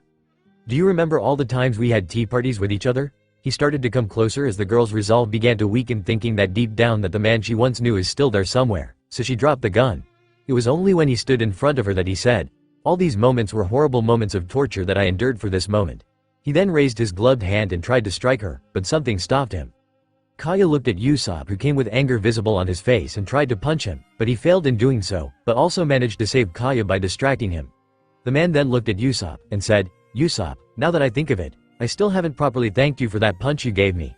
He then smiled sadistically as he said, how about we make it even? He lifted his hand to end the Usopp, but a fist came and punched him in the face, sending him to the ground. Django was then shocked about his captain being actually hit, as Luffy said, if you hit being hit then you won't like what I'll do to you at all. It was then all of Kuro's men processed what happened and said, he punched him from down there. Kuro looked down at Luffy, who was cracking his knuckles, but suddenly he heard 3 voices. It was that of the trio of Pepper, Onion, and Carrot, who came down on him hitting with a bat, a shovel, and a frying pan respectively, leaving everyone shocked at their actions. It was then that Usopp screamed, for the love of all that's, how did you guys know about this? They then stopped at Kuro laid there staring blankly at the sky, and Carrot said, that's enough, we don't want to kill him. Onion then looked at Usopp and said, Captain, we came here to help you. Pepper then added, yeah, what kind of crew we're going to be if we just sit around? Carrot then finished, we're the proud Usopp pirates, and we're going to help you till the end. Usopp then slapped his forehead as he said, are you guys officially insane? Run away from here. We're dealing with this freak. As the boys began to argue with Usopp, they felt a gentle breeze beside them. They then looked and saw Kuro standing there adjusting his eyeglasses, which were cracked beyond repair, and looked as if he wasn't pummeled a moment ago. The boys then began to scream their lungs out in fear. A moment didn't pass as Kuro was now between them and Usopp. Kuro then kicked Usopp and sent him flying down the track. The boys then yelled in concern, Captain. Kuro then ignored everything as he looked at Luffy and said, I'm quite interested in that attack you just made. That was the work of a devil fruit, wasn't it? The boy smiled as he said, you caught me. I ate the gum fruit, which makes me a rubber man. Kuro's men then began to talk among themselves, so they're real. No wonder he's strong, we're practically facing a monster. How can we beat him now? Kuro, unimpressed with either the boy's answer or with his men's cowardliness, said as he looked at Django. Django? The man spoken to jumped immediately in action, as he said, yes, Captain. The man said as he put his blade's gloves into position, I'll deal with the boy. He then looked at Kaya and said, you deal with the girl. But first make her write her will to me, and then kill her. This made Kaya's blood run cold from fear. And also terminate those 3 annoying pests, he said, pointing to the 3 children. Django then replied, got it. The hypnotist then tried to run only to be blocked by Zoro, who said, where do you think you're going? The man then backed away, but saw the fat member of the Nyaban brothers and said, Bachi, wake up. The now named Bachi then opened his eyes, and heard Django say, when I say, 1, 2, Django, you'll become stronger, and fight Zoro, got it? The man then nodded weakly. The hypnotist then worked quickly as he said, 1, 2, Django. Bachi then jumped up and attacked Zoro. The swordsman then jumped, but Bachi hit the ground, and it cracked. He was shocked at the amount of strength but wondered why Robin didn't stop Django like last time. He looked only to see occupied by some small-time crooks that just won't get the memo as they closed the range and forced the girl into hand-to-hand combat. Django then ran up the hill and tried to throw his pendulums at Kaya, who was being taken away from there, after Usopp ordered his crew to protect her at all costs. Man then tripped as he felt something hit him in the back. He looked back only to see Usopp smiling as he said, special technique. Namari Boshi. Django began to growl as Kuro said, forget him, and go after the girl. Zoro then said from down there as he pushed away Bachi, as I let him hurt her. Kuro then smirked as he said, it's no use. The girl is already weak as it gets. It only takes one hit to kill her. And also if you want to help her so much, then you have to walk away from H. A deranged looking Bachi stood in front of him. Luffy then looked at Robin and Usopp and said, guys, go after Kaya and leave this to us. Usopp then stood up and began to run beside Robin. Bachi tried to intercept them, but he was stopped by Zoro who said, your opponent is me, big guy. Kuro then tried to stop them only for a rubber fist to collide with him, and Luffy said, yeah, what he said. And with that, the two pirates ran into the forest after the others. Back in the forest, the kids told Kaya that everything was going to be okay, and the girl thanked them. But suddenly something wheezed beside them. They looked only to see entire trees fall down. And then they heard Django scream, come on, guys, let's make this easier for me, and you. I'll promise I'll kill you quickly. Back with Usopp and Robin, the boy looked at her and saw that she was kinda sad, and asked, what's wrong? Nothing, it was just that if I wasn't occupied with all those small level crooks, I would have stopped Django from hypnotizing that guy, and saved us a lot of time. Usopp then shook his head as he said, we all make mistakes. Now we have to focus on what we have to do. He then looked at her and said, what's the plan? The same as the previous one. I need to get him in my eyesight, and then I twist him like a pretzel. The boy shivered but nodded his head. Back with Zoro, he was currently fighting with Bachi, who was trying to hit him with his claws. But Zoro intercepted him with every hit. He then looked at the man who suddenly jumped high in the sky. The man then said, special attack, catastrophic. He then increased the size of his claws as he managed to pass Zoro's blades, and strike him in the chest area. The swordsman frowned, as he said, you weren't stronger like this before, but also, he then tackled him to the ground putting his blades to his throat. You're dumber now, aren't you? The catman then hissed as he pushed Zoro away with a kick, and began to attack him again trying to hit him with his claws. Zoro managed to block every hit. Bachi then stumped the ground and caused it to crack causing Zoro to fall on the ground. The catman then jumped on him only for Zoro to say, leave me alone already. The swordsman quickly dispatched Bachi as he kicked him away first, before using onigiri on him causing the latter to fly away with blood dripping from his wounds. He then looked at Luffy and said, do I follow them? The straw-hatted boy then said, no, Robin can take care of herself, and so can Usopp. It was then that Kuro began to laugh and said, that little lair, he said as he ran toward Luffy. He's a weakling who can't even save a cat from death even if his life depended on it. Kuro's men then began to laugh, but they were all shocked when Laugh punched Kuro once again in the face, and then turned toward them and said, don't laugh at Usopp. This caused them to go shut. Seeing that he wasn't needed anymore, Zoro then causally jumped to the side of the cliff and said, I'm going to take a nap then. Luffy then looked at Kuro who stood up and ran at him. Luffy then sent a fist, but Kuro dodged the attack. Then Luffy smiled as he said, then about another punch. He said as he sent another fist only for the man to disappear entirely. The boy then felt something air beside him, and then crouched on the ground as Kuro swiped his claws at him, and said as he put his feet together, gum gum spear. The feet then went at Kuro who once again disappeared. The man then appeared behind him, and asked, tell me, what drives you to protect this village so much? Luffy then smiled, I have a friend who lives in this village, and I'm sure you'll be sad if anything happens to it. Kuro then laughed as he said, all that for a friend, you must be insane, but who am I to stop when you're going to die today? Yeah, don't worry about that. I'm not going to die, Luffy said as he smiled. Back in the forest with Kaya, the girl now rested on a tree with the children beside her. The girl knew she was very sick, and she knew that her making it all the way to the beach was a miracle by itself. She looked at the boys who were arguing about how to save her, but she said, I'm sorry, but I'll be dead wait. Please continue without me. The boys stopped their arguing as they looked at Kaya, and said, no way. Onion said, we were told by the captain to protect, and so we'll do as such. Carrot then added, but she's really sick. We must take her to a doctor. Pepper then interjected, but it's far away. We must protect her here. The boys once again descended into an argument about the best course of action till a bush beside shook and out of it came Django who said, finally, I found you. He then raised his pendulums only for Carrot to run quickly and kick him in the nuts before he went to the other two boys, carried Kaya with them, and ran deep into the forest. Django then grabbed his assaulted range and he breathed for air slowly, before he yelled angrily, I'm going to kill those kids. He then ran after them, and threw his pendulum at the trees once more causing them to fall down, and making the children trip. He then stood in front of the children, began to use his skills, and said, look here, kids. When I say, 1, 2, Django, you'll all fall asleep. He then swung his pendulum as he said, 1, 2. Django. Kaya was then shocked to see the children actually fall into a deep slumber. But then Django crouched in front of her, and said, come on, don't make this harder than it already is. The girl then closed her eyes, and Django said, "Hey there, you need to open your eyes for my skills to work." The girl kept her eyes closed as Django tried to open them. But behind Django, the children looked at each other and nodded their heads. Onion and Carrot then jumped on him. While Carrot grabbed the pirate, Onion then began to put pepper in his eyes as he said, "Tell me, do you like pepper? Because I do." The man then began to roll on the ground from pain, as the children grabbed Kaya and ran with her. Pepper then said, "Activate all protection plans." The other two nodded their heads. Kaya looked at them and smiled. Onion then said, "Don't worry, Miss Kaya. You're in safe hands with the Usopp pirates." Django, after regaining his vision, stood up as he said, "That's it. Those miserable brats are going to bite the dust first." He then looked around and saw that he was alone. Wonderful. Now they took off with the girl with them. He then began to walk, but he heard rustling coming from a tree above him. He stopped a little and waited. Onion then jumped from above and said, "Take this." The man grabbed quickly him and smirked, "Don't get too confident of yourself." The other boys began to panic as they saw their friend get caught. Django then said, "You brats have played your little pirate game for way too much time, but this time you're dealing with real pirates. So how about you all go to hell?" He then threw Onion to a tree. "Just die already."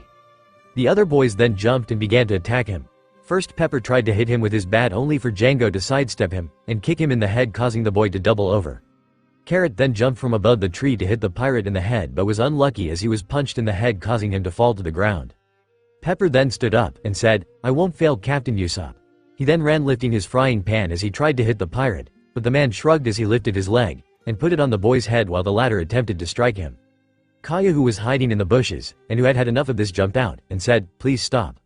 Both the pirate and the boy looked at her as she explained, "You want me to write the will, right? You have it. Just please leave them alone." The pirate then lowered his head as he contemplated something. He then looked up as he said, "But the captain said everyone dies." He finished as he kicked Carrot into a tree. Kaya, seeing that there is no reasoning with him, then leave, and pointed to her neck as she said, "If you won't leave them alone, then I won't have any choice but to kill myself." The man then instantly began to panic as he knew what will happen if the girl killed herself and didn't write he will. The captain will turn him into sliced chicken. So he yelled at her, "Wait, stop. Don't do anything rash now." He then looked at her as he said, "I just want the will, or else I'll be getting in trouble." He then sighed as he said, "I'll leave the children alone as long as you write your will." He took out a piece of parchment with a feather and a glass of ink, and put it in front of her as he said, "Don't forget to add your signature and fingerprint so everyone knows that it's real." The girl slowly began to write her will, as the boys lay away from her on the ground. They began to talk among themselves if they should pretend to continue pretending to be unconscious, and leave Kaya. But they couldn't, as they remembered how their captain fought bravely against the pirates and decided to keep fighting till the girl was safe. As Kaya finished her will, Django then lifted it and began to examine it. He smiled as he said, "That's definitely your will, alright. It's even addressed to Calidor as you call him." He then took out his pendulums as he swung them, and said, "Now, this won't take a second, but remember that I'm a man of my word, so the children won't be harmed in any way or form." Kaya smiled as she surrendered to her fate. She closed her eyes as the man approached her, but as he was about to give her the finishing blow, Robin and Usopp arrived and the latter shot him with his slingshot directly in his stomach, causing him to fall to the ground out of breath. The man then stood up and quickly grabbed Kaya by her neck to finish her, but the children then ran to him and kicked him in the nuts again, making him release the girl. Robin then said, "Deus Fleur." Slap, two arms then grew from his neck and began to slap him repeatedly. She looked at Usopp, who said, "Remove your power, I'm about to end this." The girl then did as she was told to, as Usopp then picked out a pellet from his bag and said, "Hey hypnotist." The man looked at him, "Take a load of this." Usopp then said, "Special technique, gunpowder star." The little pellet then went and hit Django's head, causing a big explosion to engulf him. The man then fell backward as smoke emitted from his forehead. The trio of children then walked and kicked him, but he didn't twitch, marking that he was finally unconscious. Usopp and Robin then ran to make sure Kaya was alright. During the time in which the battle in the forest was happening, Kuro ran to Luffy and said, "Die." The rubber boy then stretched his arms backward as he said, "Not happening." He then launched them forward and grabbed Kuro's arms, and jumped in the air to give the man a kick to his stomach, but the man managed to avoid that by spinning quickly. This caused Luffy to lose momentum as he was being spun by Kuro, to loosen his grip and fall to the ground. The boy then jumped and said, "Gum Gum Pistol." The fist went at high speed, but Kuro managed to avoid it easily by titling his body to the side.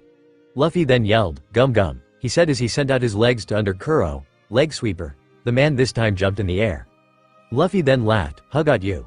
Gum Gum Pistol," he said as he sent out his arm to the pirate captain, who smirked, as the Luffy's knuckle approached him till it was in front of his face when he disappeared. Everyone was shocked till he appeared again, but this time he was on the boy's arm. Kuro then ran quickly till he reached Luffy, and kicked him in the face, causing Luffy's straw hat to fall from his head, and the boy to fall backward. Down at the end of the slope, his men began to for him, as they tried to hold on to the walls after Robin had finished dealing with them. "Go, Captain Kuro. The captain's really strong. That kid was really something, but when he faced Captain, he lost his edge. He even made him bleed," one said as he looked at Luffy, who was wiping blood from his face. "Kill him, Captain Kuro." Kuro, meanwhile, hearing all of this, calmly adjusted his eyeglasses as he looked down at his men and yelled, "Shut up, you fools, and stop calling me that." The men looked at him confused, but then he explained, this plan was to make everything attributed to that man known as Kuro be gone. He then adjusted his eyeglasses once more as he took a more sinister tone, and I mean everything. The men looked confused as he said, "You don't get it, do you?" He then began to explain to them how he rose to infamy in the pirate world. How his name began to attract all types of pirate hunters and marines alike looking to earn a reputation, how this lifestyle annoyed him, and how he one day decided to kill himself, how he made the best plan to escape this life, how he asked Django to help him, how he had a marine named Morgan hypnotized to think he caught him, how he had Django hypnotize a cabin boy who looked exactly like him to take his place in the shooting fields, and how he finally reached this place. He then looked at Luffy, who stood there with a scowl on his face, and asked him, "Do you see now, boy? Do you see why I can't allow you to interfere with my plans? Do you see why you must die today?" Kuro then jumped toward, and put his hand forward to stab the rubber boy, only for the said boy to put his hands on the ground and tear a piece of it, and put it in front of him as a shield. The knives then went inside the rock, but as was Kuro trying to get them out, Luffy then slammed the rock into the side of the slope, causing the blades to break. Kuro then looked at him as he said, "It would appear that I underestimated you. It appears you can do more than stretching." Luffy then smirked as he said, "I've been training to become a pirate my whole life, so I have more than one trick up my sleeve." Kuro's men looked shocked as they saw what they dubbed as the cat claws broken, and murmurs began to rise about how is that impossible. Luffy then looked at the pirate captain as he smiled and said, "You said you grew sick from infamy. You gained from your pirate name." He then added as he slammed the rock he had onto Kuro, "If you're afraid of your name, then how can you be a pirate in the first place?" Kuro then lifted his head as he growled, saying, "My plans won't be ruined by a brat." Luffy then chuckled as he said, "That's where you're wrong." He then lifted his hand and cracked his fist, saying, "My dreams are stronger than your plans." He then looked at Kuro and laughed, "Not so tough now, are you?" Luffy then added, "You now only have 5 of those weird knives things." The men down the slope then began to cheer, "Come on, Captain. You still have 5 feet cat claws, end this kid. Finish this, Captain Kuro. Didn't you hear him? He doesn't want to be called by that name anymore. I think the village calls him Cladohor. Go, get him, Cladohor." The man then stood up with an angry look as blood dripped down his face. He then looked at high men at the bottom of the cliff and yelled, "Stop shouting, you idiots." Silence followed after that as Kuro said, "After I'm finished with this boy, I'll kill you all next." Down at the bottom of the cliff, everyone began to panic in fear as they heard the man's declaration and began to shake in their boots, and one of them said, "You're joking, Captain, right?" When they received no answer, everyone began to yell, begging, and one of them said, "Captain, if this is about the plan, then all you need to wait for is Django killing the brat and everything will be fine." The pirate captain then disappeared, and reappeared behind Luffy as he said, "You don't have to worry your heads about the plan," he said as some of the men began to gain hope, but that hope quickly vanished as Kuro said, "I never intended to allow anyone to live through this. I was going to kill you either way and pin all the blame on you." The men then yelled in fear, "So you were going to kill us from the bin?" Began to laugh as he said, "You finally got it. I was going to kill everyone here, including Django." He then looked at the claws and then looked back at them as he said, "This was my plan from 3 years ago to end the existence of the man known as Kuro." Luffy, unimpressed with this, said, "You guys are sure pretty stupid." Kuro then laughed as he said, "Losers. What is this, a child's game?" He then adjusted his glasses as he said, "Boy, let me give you a lesson about pirates. Pirates are mostly a group of outlaws that band together to follow the orders of their captain. These fools down there should continue following my plans to the letter." He then added, "Also in any pirate crew, it is known that the crew is only pawns to their captain so he can reach the means end. In other words, their life has no value unless the captain deems them so. And in my opinion, I see those down there have already lost their value towards me." He then yelled, "That's how pirates are, and a small brat like could never grasp this." Luffy then laughed as he said, "Well, Captain, look at all these men down there. They all work for you, but they all failed in defeating Usopp." Kuro looked confused for a moment and said, "Are you really comparing me to that kid playing pirate?" "Yes," was Luffy's reply. This caused Kuro to burst into laughter as he couldn't contain himself, as he then said, "Do you honestly think because you broke my cat claws that you're somehow above me? Please do tell, how is that boy better than me?" He finished as he disappeared, preparing to attack Luffy. But he stopped as Luffy answered him, "The way you think." "What?" Kuro asked as she appeared beside him. Luffy then smiled as he sent his fist to the side of Kuro's head, and said, "You don't know what a pirate truly is, unlike Usopp." The force of the fist sent him directly into the side of the slope, causing it to crack and shatter. Down the slope, Kuro's men were once more shocked that the rubber boy managed to land another hit on their captain, and they gulped. Kuro then came out of the wreckage adjusting his glasses as he said, "You've insulted me. You want to see how a real pirate is supposed to be, then so be it." The man then stood up and looked down to the ground as he began to sway back and forth. His men down the slope all went into terror as they began to yell, "He's using that stance. Seriously, he is using SHAKUSHI against one person.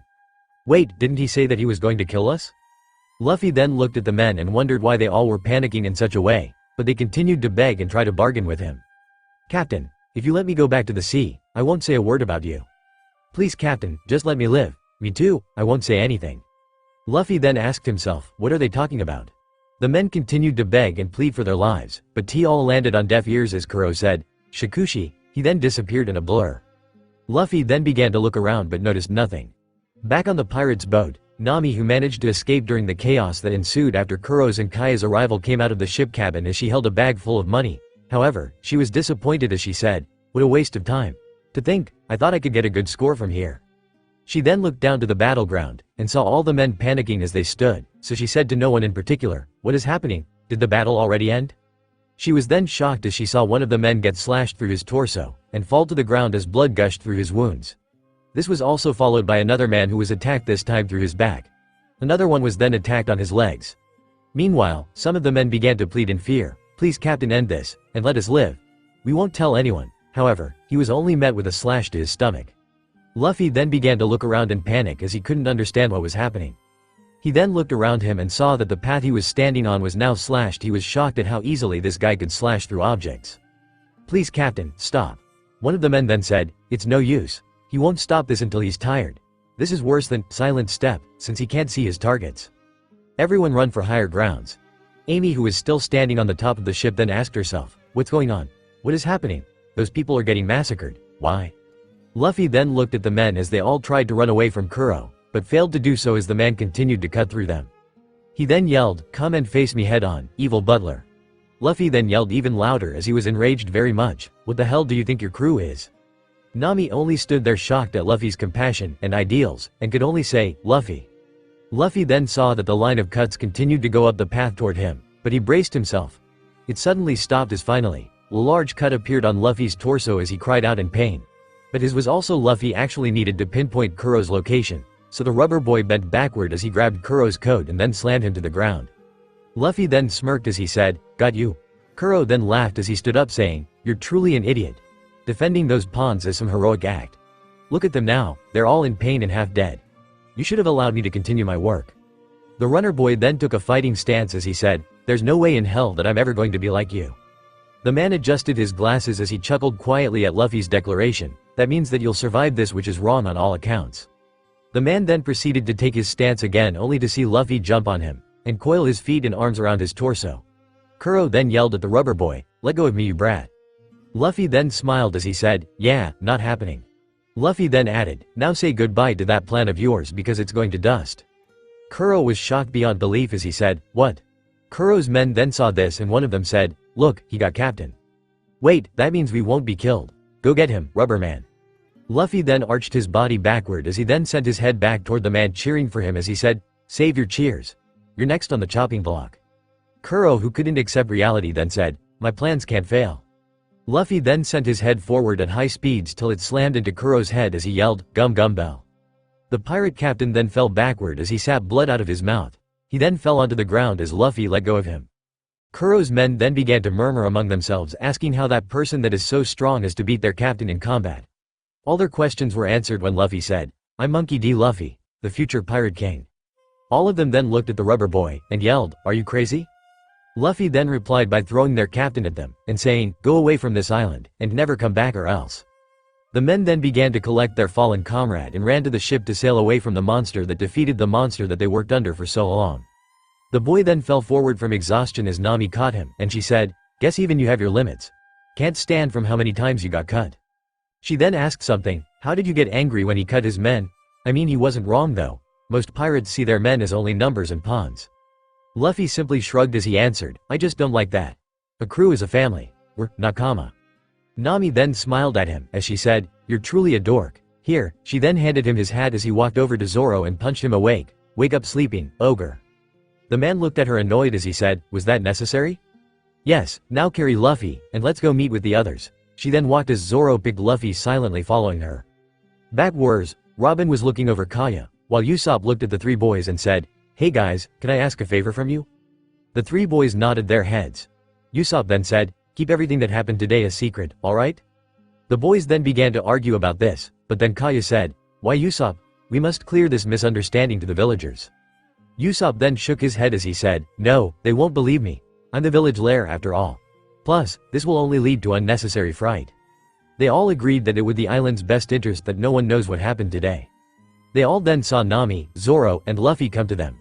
Usopp then stood up and said, "Thanks for all the help, guys."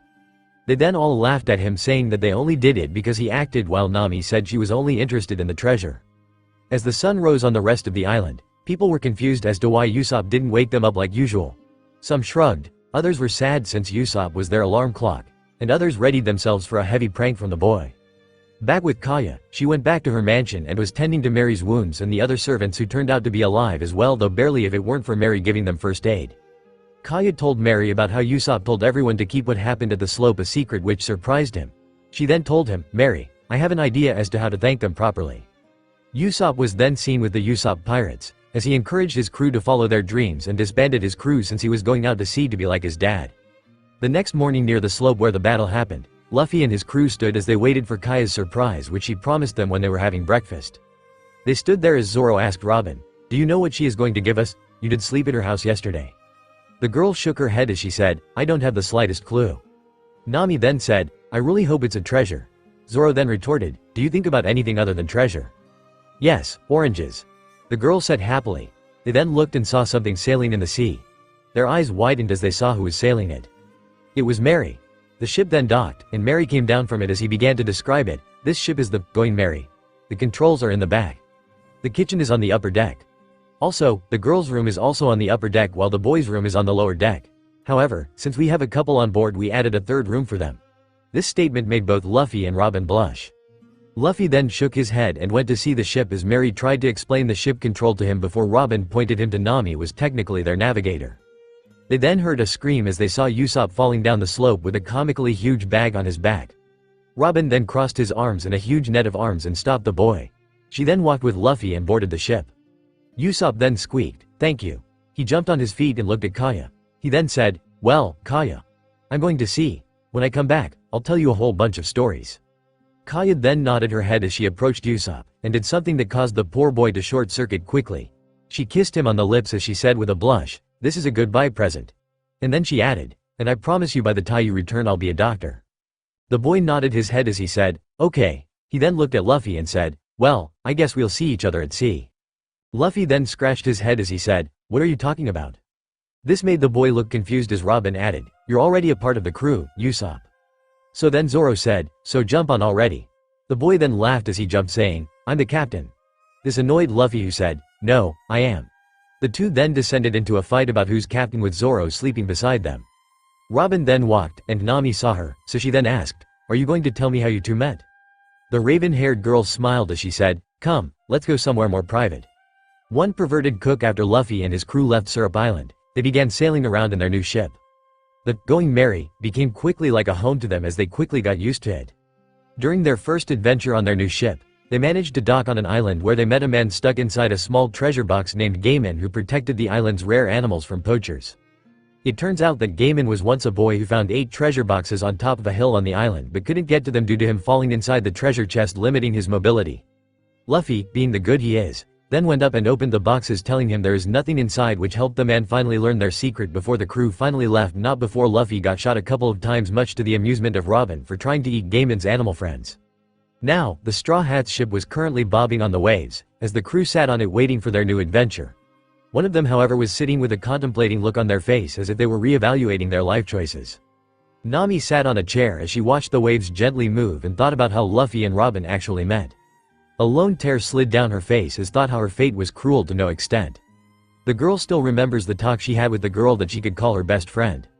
Technically, she was her only female friend, so there was no competition for the best friend spot in her life. Robin had told her how the boy one day appeared randomly on her island, how he defended her from her bullies and befriended her from the get-go, not caring about what others said about her, how they began to play together and bonded, how their caretakers abused them or in Luffy's case trained him, how they met Saul, how Luffy quickly met the scholars, and how she finally met Garp the Fist. Now that took her by surprise. Who would have imagined that the grandson of the hero of the Marines wants to be a pirate? She then told her how the world government forces came with the intent of blowing her home island to Kingdom Come.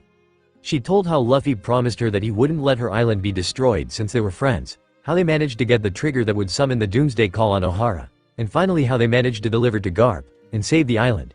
She then told her how she and her mother then went to live with Luffy on his island, and the adventures they had together with Ace, his brother. The name sounded familiar, but she couldn't pinpoint it yet. But the thought that was playing on a loop inside her mind was one that she didn't want to think about. Why her, and not me? She felt jealous that Robin had her knight in shining armor simply crash on her while she was left to the cruel hands of fate to play with her like a violin. She felt horrible as she knew a part of her wished that she was the one that was saved, not Robin. She was truly a horrible person to think like that, but she couldn't help it. But this raises a new question: is it too late for her to be saved from the shackles that are wrapped around her? But what could Luffy do? And more importantly, is she really willing to ask for his help, and technically send her only friends to their death? But Luffy was willing to go against the world government to save Robin's island. Why wouldn't he be willing to help her? But then again, he wasn't going against a normal human. That man was the definition of a monster personified. No one could stand up to him. She was practically telling Luffy to go kill himself. But what is one measly person to the world government? She knew that no matter how strong her tormentor is, if the world government set her eyes on him and wanted him gone, it would only take a few moments for him to wipe out the pages of history. But was it too late for that? She was nearing her goal that would set her free, and he seemed honest about keeping his end of the bargain even with the many attempts on his life from her. But what would happen if he didn't keep his end of the bargain, and somehow increased his demand, or forced her to go back to square one? Too many variables that need to be looked at before she can reach any decision of any kind. The stakes were very high in her case. Any misstep could backfire in the most horrific of ways. She sighed for what she thought was 1,000 times this day, as she left her chair and peered her head to the deck to see both Luffy and Usopp chatting together. She then yelled, "Hey, knuckleheads!" The boys looked up to her as she said, "What are you two mumbling about?" The boys just shrugged as Usopp said, "Nothing really. We're just talking." The girl highly doubted that. Those two from the moment they boarded the ship were always pranking both her and Zoro. Robin was pranked once and she retaliated by kicking Luffy out of their shared room. The boy spent an entire day apologizing before she cooled off and let him in back. She then looked at Luffy, who she learned quickly that he can't lie to save his life, and said, "What were you planning?" The boy just shrugged as he said, "Nothing really, we were planning how making the Jolly Roger of the ship." Usopp then punched him saying, "You talk a lot. We agreed that it will be a surprise, you babble or mouth." The boy then bowed over to Usopp with a huge lump on his head as he apologized repeatedly to the other boy. The girl then huffed, as she said, "Good, don't you do anything fishy, or I'll increase your debt again." Both boys shivered as they remembered that now they somehow own Nami 6 million berries. Usopp then went inside the ship saying that he needed something, so they can begin the work on their Jolly Roger. While Luffy stood there with a smile on his face, he grabbed barrels of paint and black cloth. Nami saw that and said, "What happened to paint it with Usopp?" The boy smiled at her and said, "No way, I'm the captain of this ship, so I'm going to paint the Jolly Roger alone." He then began painting, as paint went everywhere, splashing everything unlucky enough to be near Luffy. Robin then exited the kitchen as she was drinking from a mug of hot coffee, and said, "Good morning." The only person that replied was Nami, since Zoro was sleeping, and Luffy was otherwise occupied with painting the Jolly Roger of the crew. Robin then walked beside Nami, and asked, "What's Luffy doing?" "Apparently, he's painting the Jolly Roger," Nami replied. She looked at Robin, who was holding a haunted look on her face as she suppressed a shudder. "Oh dear goodness, this going to cause us nightmares for weeks to come," Robin said with a very worried face. Nami was surprised at her look, and she just had to ask, "What do you mean? It can't be that bad." Nami had learned by now not to underestimate Luffy. The boy sure was not a genius like her and Robin, but he wasn't dumb like a sack of bricks as she initially thought. He had a decent amount of knowledge, all things considered, especially after she learned the back draws of his devil fruit regarding his brain. Robin then said, "Just wait and see." Nami then asked, "Huh, what do you mean?" The only response she received was silence, as she looked at Luffy, who was still engrossed in his work, and said in her head that it can't be that bad. Moments later, Luffy yelled as he said, "I'm finished, look at it guys, and tell me what you think." Nami looked only to see a monstrosity in front of her that made her guts spin. She looked at Robin, who rubbed her shoulder and had a look as if she was reliving her worst nightmare. The Jolly Roger was some kind of twisted skull with 2 broken bones behind it and a straw hat on top of the skull. It was truly a horrifying sight to behold. Usopp then came to the deck and said, "Did anyone see my painting equipment?" He was sure he placed them inside the kitchen, but he couldn't find them anywhere. He then looked at Luffy and saw the Jolly Roger, and slapped his forehead. Truly, his captain was a stubborn person. Zoro then saw it, and scratched his head. Sigh, a Jolly Roger should inspire fear inside someone. I think that fills the bill. Nami then said, "I'm not sure if it's a Jolly Roger, perhaps some kind of modern art." She then titled her head to get a better angle to see it. Luffy frowned because his friends didn't like his drawing, and looked at Robin, who forced a smile on her face. Usopp then said, "Here, let me take care of this," he said as he took the boxes of paint. He then added, "I'm a world-renowned painter, you know." The others didn't believe him, while Luffy sparkled in joy as he said, "Really, Usopp?" The boy nodded as Luffy said, "You're the coolest guy ever." Usopp then went back to painting the Jolly Roger, as he stuck out his tongue in concentration. A few minutes later, he said, "I'm finished. Look at my masterpiece." The crew looked at the new Jolly Roger, but they weren't impressed because it wasn't what they desired. The new Jolly Roger was a sideways skull with a slingshot in the back, and a bone. It also had a cloth wrapped at its top similar to Usopp's cloth. The most striking feature was the long nose the skull had. The boy then said, "So guys, what do you think? Pretty cool, huh?" Luffy and Zoro then smacked his head, causing him to hit the deck face first, while Robin caused a hand to appear and flicked his nose as Luffy said, "Start all over." The boy then rubbed his nose, as he collected the paints once more, and began to work on the Jolly Roger once again, quietly mumbling under his breath, "This is no way to treat the great Captain Usopp." He then looked back at the crew and once again looked at his work, and said, "It wasn't that bad." A few minutes later, Usopp finished once again. It was similar to Luffy's, but it wasn't as crooked as the original was. The boy then said, "Are you happy now?" Usopp then crossed his arms and sat on the deck as Luffy said, "Of course, I'm happy. I have a Jolly Roger now." The rubber boy didn't notice the sarcastic nature of the question, as he then went to hang the new Jolly Roger on top of the ship. He then declared from the top of the crow's nest, "From now on, we will be known as the Straw Hat Pirates. The crew that will find the One Piece." Robin smiled at his enthusiasm, as did Nami and Usopp, while Zoro simply went back to sleep. After half an hour of random sailing, the crew was once again each doing his own thing. Nami was drawing maps in the storage room because it was quiet. Robin was reading a book that her mother gave her about the poneglyphs. Zoro was dozing off in the kitchen and asked not to be waked unless it was important, and Usopp was tinkering with some new ammo for his slingshot that would help him in battles, and Luffy was moaning since nothing was exciting to do now, so he cried, "Man, this is seriously boring. I think I'm going to die." He then looked at Usopp, and before he can speak, Usopp said, "No, I didn't finish making them yet. When I do, I'll tell you first." The rubber boy didn't like the answer but nodded his head. The rubber boy once again sighed and sat down. He then heard Robin talking to him, "Luffy, why don't you go search in the ship? You might find something that interests you." The boy then nodded his head as he quickly jumped to his feet and yelled, "Adventure time." He then quickly ran to the lower part of the ship in hopes of finding something that interests him. Robin smiled at him as she went back to her book. Usopp then looked at the girl and said, "Wow, you sure have your way with him. Please teach me your techniques of controlling him." The girl giggled a little as she explained, "I don't control him. I just know how to make him happy. I spent a lifetime with him, so by now I know how to distract him or make him happy." She then earned a devious smirk as she said, "Kinda like you and Kaya. I bet you both understand each other very well." The boy blushed heavily as he flailed his arms, saying, "Hey, Kaya and I aren't like that. We're just good friends." The girl then rolled her eyes at him as a sign that said, "Keep telling yourself that." They both then a loud sound coming from under the deck. They looked at the hatch that connected the upper and the lower deck. They then saw Luffy exit the lower deck with a cannon on his back, as he yelled saying, "I found a cannon, and I'm going to test it out." He then looked at his friends as he said, "Want to come and help me?" While Robin declined in favor of reading her book. Usopp was more than happy to help Luffy out with it. Luffy then exclaimed happily, "Awesome, come let's test the cannon." He then jumped to the rails of the ship as he began looking around for a target to hit. It took about 5 minutes before his eyes landed on a formation of rocks in the distance. He pointed at them and said, "That. I want to hit that." "Okay, sure." Usopp went to aim the cannon before Luffy said, "No way, I want to try first with it." The other boy shrugged as he handed Luffy the cannon out of curiosity if the rubber boy will actually hit the target. The rubber boy then looked at his target as he put the cannon in front of it, and then lit a fuse saying, "Fire in the hall." The ball then went out from the cannon, and it hit the ocean, disappointing Luffy greatly as he truly expected to hit the rock formation. He snapped his fingers saying, "Damn, I thought I had this." He then heard Usopp sighing as the other boy said, "Here, Luffy, let me help you with that." The long-nosed boy then went to the cannon and began adjusting it as he backed up a little and raised it a little. He then said, "You should take the wind into the mix so you could hit the target head on." The boy then lit the fuse of the cannon and said, "Now see how true marksmen hit a target." In a flash, The cannon released its component as the cannonball sailed through the air, and finally hit its target. This took both Luffy and Usopp by surprise, as the first thought it was cool, and the latter was just baffled about his skills, never expecting the ball to hit the intended target. Luffy then grabbed Usopp and began to shake him wildly. "Wow, that was so cool, Usopp. I knew that you were a good shot, but not like this. You kinda remind me of your dad." The boy, who was still surprised by his success, numbly mumbled, "Yeah, it actually hit it." He then shook his head as he puffed out his chest, and exclaimed proudly, "Who do you think you're dealing with? I, Captain Usopp the Great Pirate. This is simply nothing."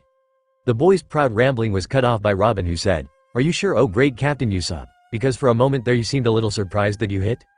She then saw him deflate as she began to giggle a little at his reaction. However, as she looked into the ocean, she noticed something coming in the ship's direction, so she said, "I think we have company. Get ready." Luffy quickly began stretching his muscles as he said, "Let them come, I'm going to kick their butts." All the time Usopp was quivering in his boots as he said, "Are you sure this is a good idea? I mean, they could be Marines for all we know. Let's move the ship faster than they come row to us." The boy was cut out of his ramblings as someone yelled, "Come and face me, you bastards." Suddenly a sword hit the ship's rails as someone jumped on board the Going Merry. The individual was a tanned man who had black hair and a kanji tattoo on the side of his hide. He was wearing a blue jacket with a white shirt under it. He wore jeans. The man then began yelling as he said, "Come on, you bastards, attack me, and I'm going to make you pay, you pirates." He then began to swing his sword wildly, causing Usopp to yell, "The ship, be careful." Robin then sighed as she sprouted a couple of arms on the man and held him down, ending his rampage. She calmly walked up to him and asked, "May I know why are you rampaging on our ship? You guys attacked us first. I was sitting with my friend on that rock formation before you started attacking us for no reason." The girl gave Usopp and Luffy a dry look as they both bowed down, saying, "We're sorry." Robin was stopped by Zoro appearing as he said, "Hey, what's with all the ruckus? I'm trying to sleep. Keep it down." The man then looked up, saw Zoro, and began to yell, "Big brother Zoro, is that you? Did those pirates kidnap you?" Zoro looked down at the man, and a look of recognition appeared in his eyes. "Johnny, is that really you? How are you? And where's Yosaku?" And I joined them. The man that is now known as Johnny then began to sob as he said, "Big brother Zoro, Yosaku is in a really bad condition. We were traveling one day, and suddenly he became sick." Zoro then scratched his head as he said, "Well, what are you waiting for? Bring him on board the ship so we can see what's his problem." Robin then released her hold on Johnny, who quickly jumped down the side of the ship before coming up with another man on his shoulder. The man on his shoulder had green hair and was wearing some kind of headset. He was also wearing a green jacket with a green shirt under it. He was also wearing some shorts. But his striking feature was currently his pale skin. Johnny then sobbed, "I don't know what's wrong with him. One day he was fine, and the next he began to vomit blood and lose some of his teeth." Both Robin and Luffy eyed him a little, before the latter asked the former, "Is this scurvy that you talked about, Robin?" "Yes." The girl answered, smiling happily to see that years of lessons didn't go to waste. Nami then walked from the storage room and said, "What's happening?" She then saw Yosaku and said, "Get him some lemons, he only has scurvy." Usopp and Luffy then quickly went into the kitchen, knowing better than to disobey her orders, looking for some lemons. Meanwhile, Zoro introduced the crew to Johnny. The man then looked at Robin and asked, "Are you sure this is going to work, big sis Robin?" The girl was confused as to why he referred to her as big sis, as she was sure he was older than her, but shrugged as she said, "Yes, the way to treat scurvy is to introduce vitamins to the system. Don't worry, he'll be better in no time." The duo of Usopp and Luffy then exited the kitchen with a basket of lemons in their hands. Both boys then began to squeeze them inside Yosaku's mouth. And when that didn't work, they shoved the lemons inside his mouth, causing Nami to scream at them, "Be careful, idiots, we want to help him, not kill him." The boys then nodded their heads as they backed away from Yosaku, who swallowed and go everything. Johnny then looked at him and said, "Bro, talk to me, please, say anything." He was interrupted by Nami, who said, "Don't waste your breath. It will take days before he manages." She was shocked when Yosaku jumped from the ground, declaring, "I'm not sick anymore. I'm not sick anymore." He grabbed Johnny's hand and began to dance around with him before Usopp and Luffy joined the fray. Nami then yelled at them, saying, "Stop, you idiots, this isn't how scurvy is treated." Noticing that the four weren't listening, she said, "Okay, aside from the irregular treatment, and ignoring normal healing methods, this brings up a new problem." Robin then nodded her head, saying, "I agree. We can't continue going on like this. We need someone qualified to cook in the kitchen and utilize it to the fullest. I'm doing the best that I can in the previous day, but I don't think I'm chef material." Luffy then added, "Oh yeah, we need a chef and probably someone who can fight," he said, with the others nodding their heads at his notion. Having a chef who can't fight will be a huge liability going on. Whoever the person that was going to be their chef needed to know how to cook and fight at the same time. Johnny then said, if you're looking for a fighting chef, then I know the perfect place. Luffy then looked at him saying, really, where is it? Yosaku then said, it's a floating restaurant by the name of the Barati. It is said that the chefs there are all martial artists and know how to fight. No pirate goes there and tries to mess with anyone because he knows he will be kicked out with his butt handed to him. Luffy then smiled saying, let's go there.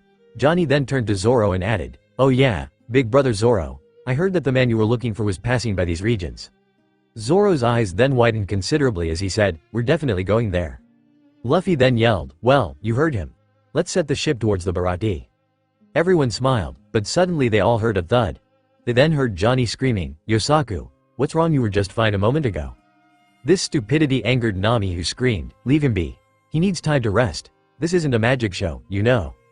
Johnny then backed away from Yosaku as Luffy and Usopp carried him to one of the beds in the lower deck for him to rest. Nami then sighed as she said, Barati, here we come. I really hope we don't get into too much trouble this time. After a day of sailing, Luffy saw something in the distance, so he jumped and grabbed both Yosaku and Johnny, asking them, is that it? The two men looked at what Luffy was pointing at and saw a huge ship that had a ship of a huge fish. It had several floors with windows on them. It mostly had a green-themed color with a small docking system to boost itself. Both men then nodded their heads saying, yeah, that's it, big brother, Luffy. The rubber man then pointed his finger in the distance saying, onward, let's go to the Barati. The entire crew watched as the ship began to approach the Barati, but then Robin, who was on guarding duty, said, Marines on our left. The crew then saw a huge Marines ship by the side of their ship and aimed its cannon at them, catching everyone by surprise. He looked at it, and then someone came to the side of the Marine ship and said, who are you people? I've never seen you before. The man was a pink-haired individual with iron knuckles attached to his hands. He was wearing a full bodysuit. He also had a scar on the left side of his face. The man eyed the ship a little further before asking, who's the captain of this vessel? He proceeded to lift his fist saying, I'm Lieutenant, Iron Fist Full Body, of the Marines. Luffy then answered him as if he was talking to a friend by saying, hi, I'm Luffy. He was cut off by Usopp, who said, and I'm Usopp. Luffy then continued, and I made my pirate flag the day before yesterday. This made both Johnny and Yosaku sigh in relief. Iron Fist then rubbed his chin as he said, I think I heard of you from a couple of Marine reports. You sure have been causing a lot of trouble lately. All in all, you won't last a couple of days, so why don't go back to your mom and hid with her? He then looked at the two bounty hunters and said, and you clowns are some low-bid bounty hunters who couldn't save their own lives even if it depended on it, given that you were taken down by some no-one pirate.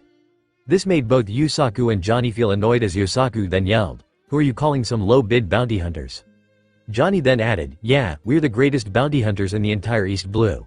We took down people that others thought were invincible. Yosaku then pulled a bunch of bounties saying, take a look for yourself, and saw how many names we have taken down, and he's still planning on taking more bounties. During this scuffle, Nami, who was on the side silently observing what was happening, saw a bounty poster fly from the pile Yosaku was holding and land in front of her. She then crouched down and picked it up, but what she saw made her color go away as she began to rub her shoulder. She then quickly hid away the poster, hoping no one had noticed her reaction. Unfortunately for her, someone did manage to see her reaction.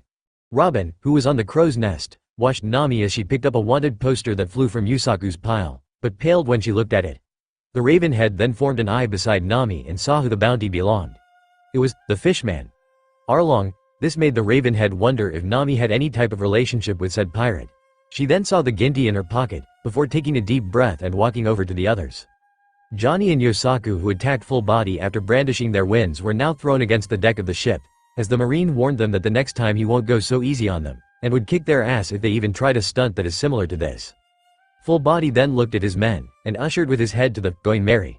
The Marines then proceeded to put a cannonball inside a cannon, which caused Usopp to scream, guys, they're about to sink us. Full Body then lowered his hand, as he said, boys, send them to swim with the fish. A cannonball was then launched at the ship.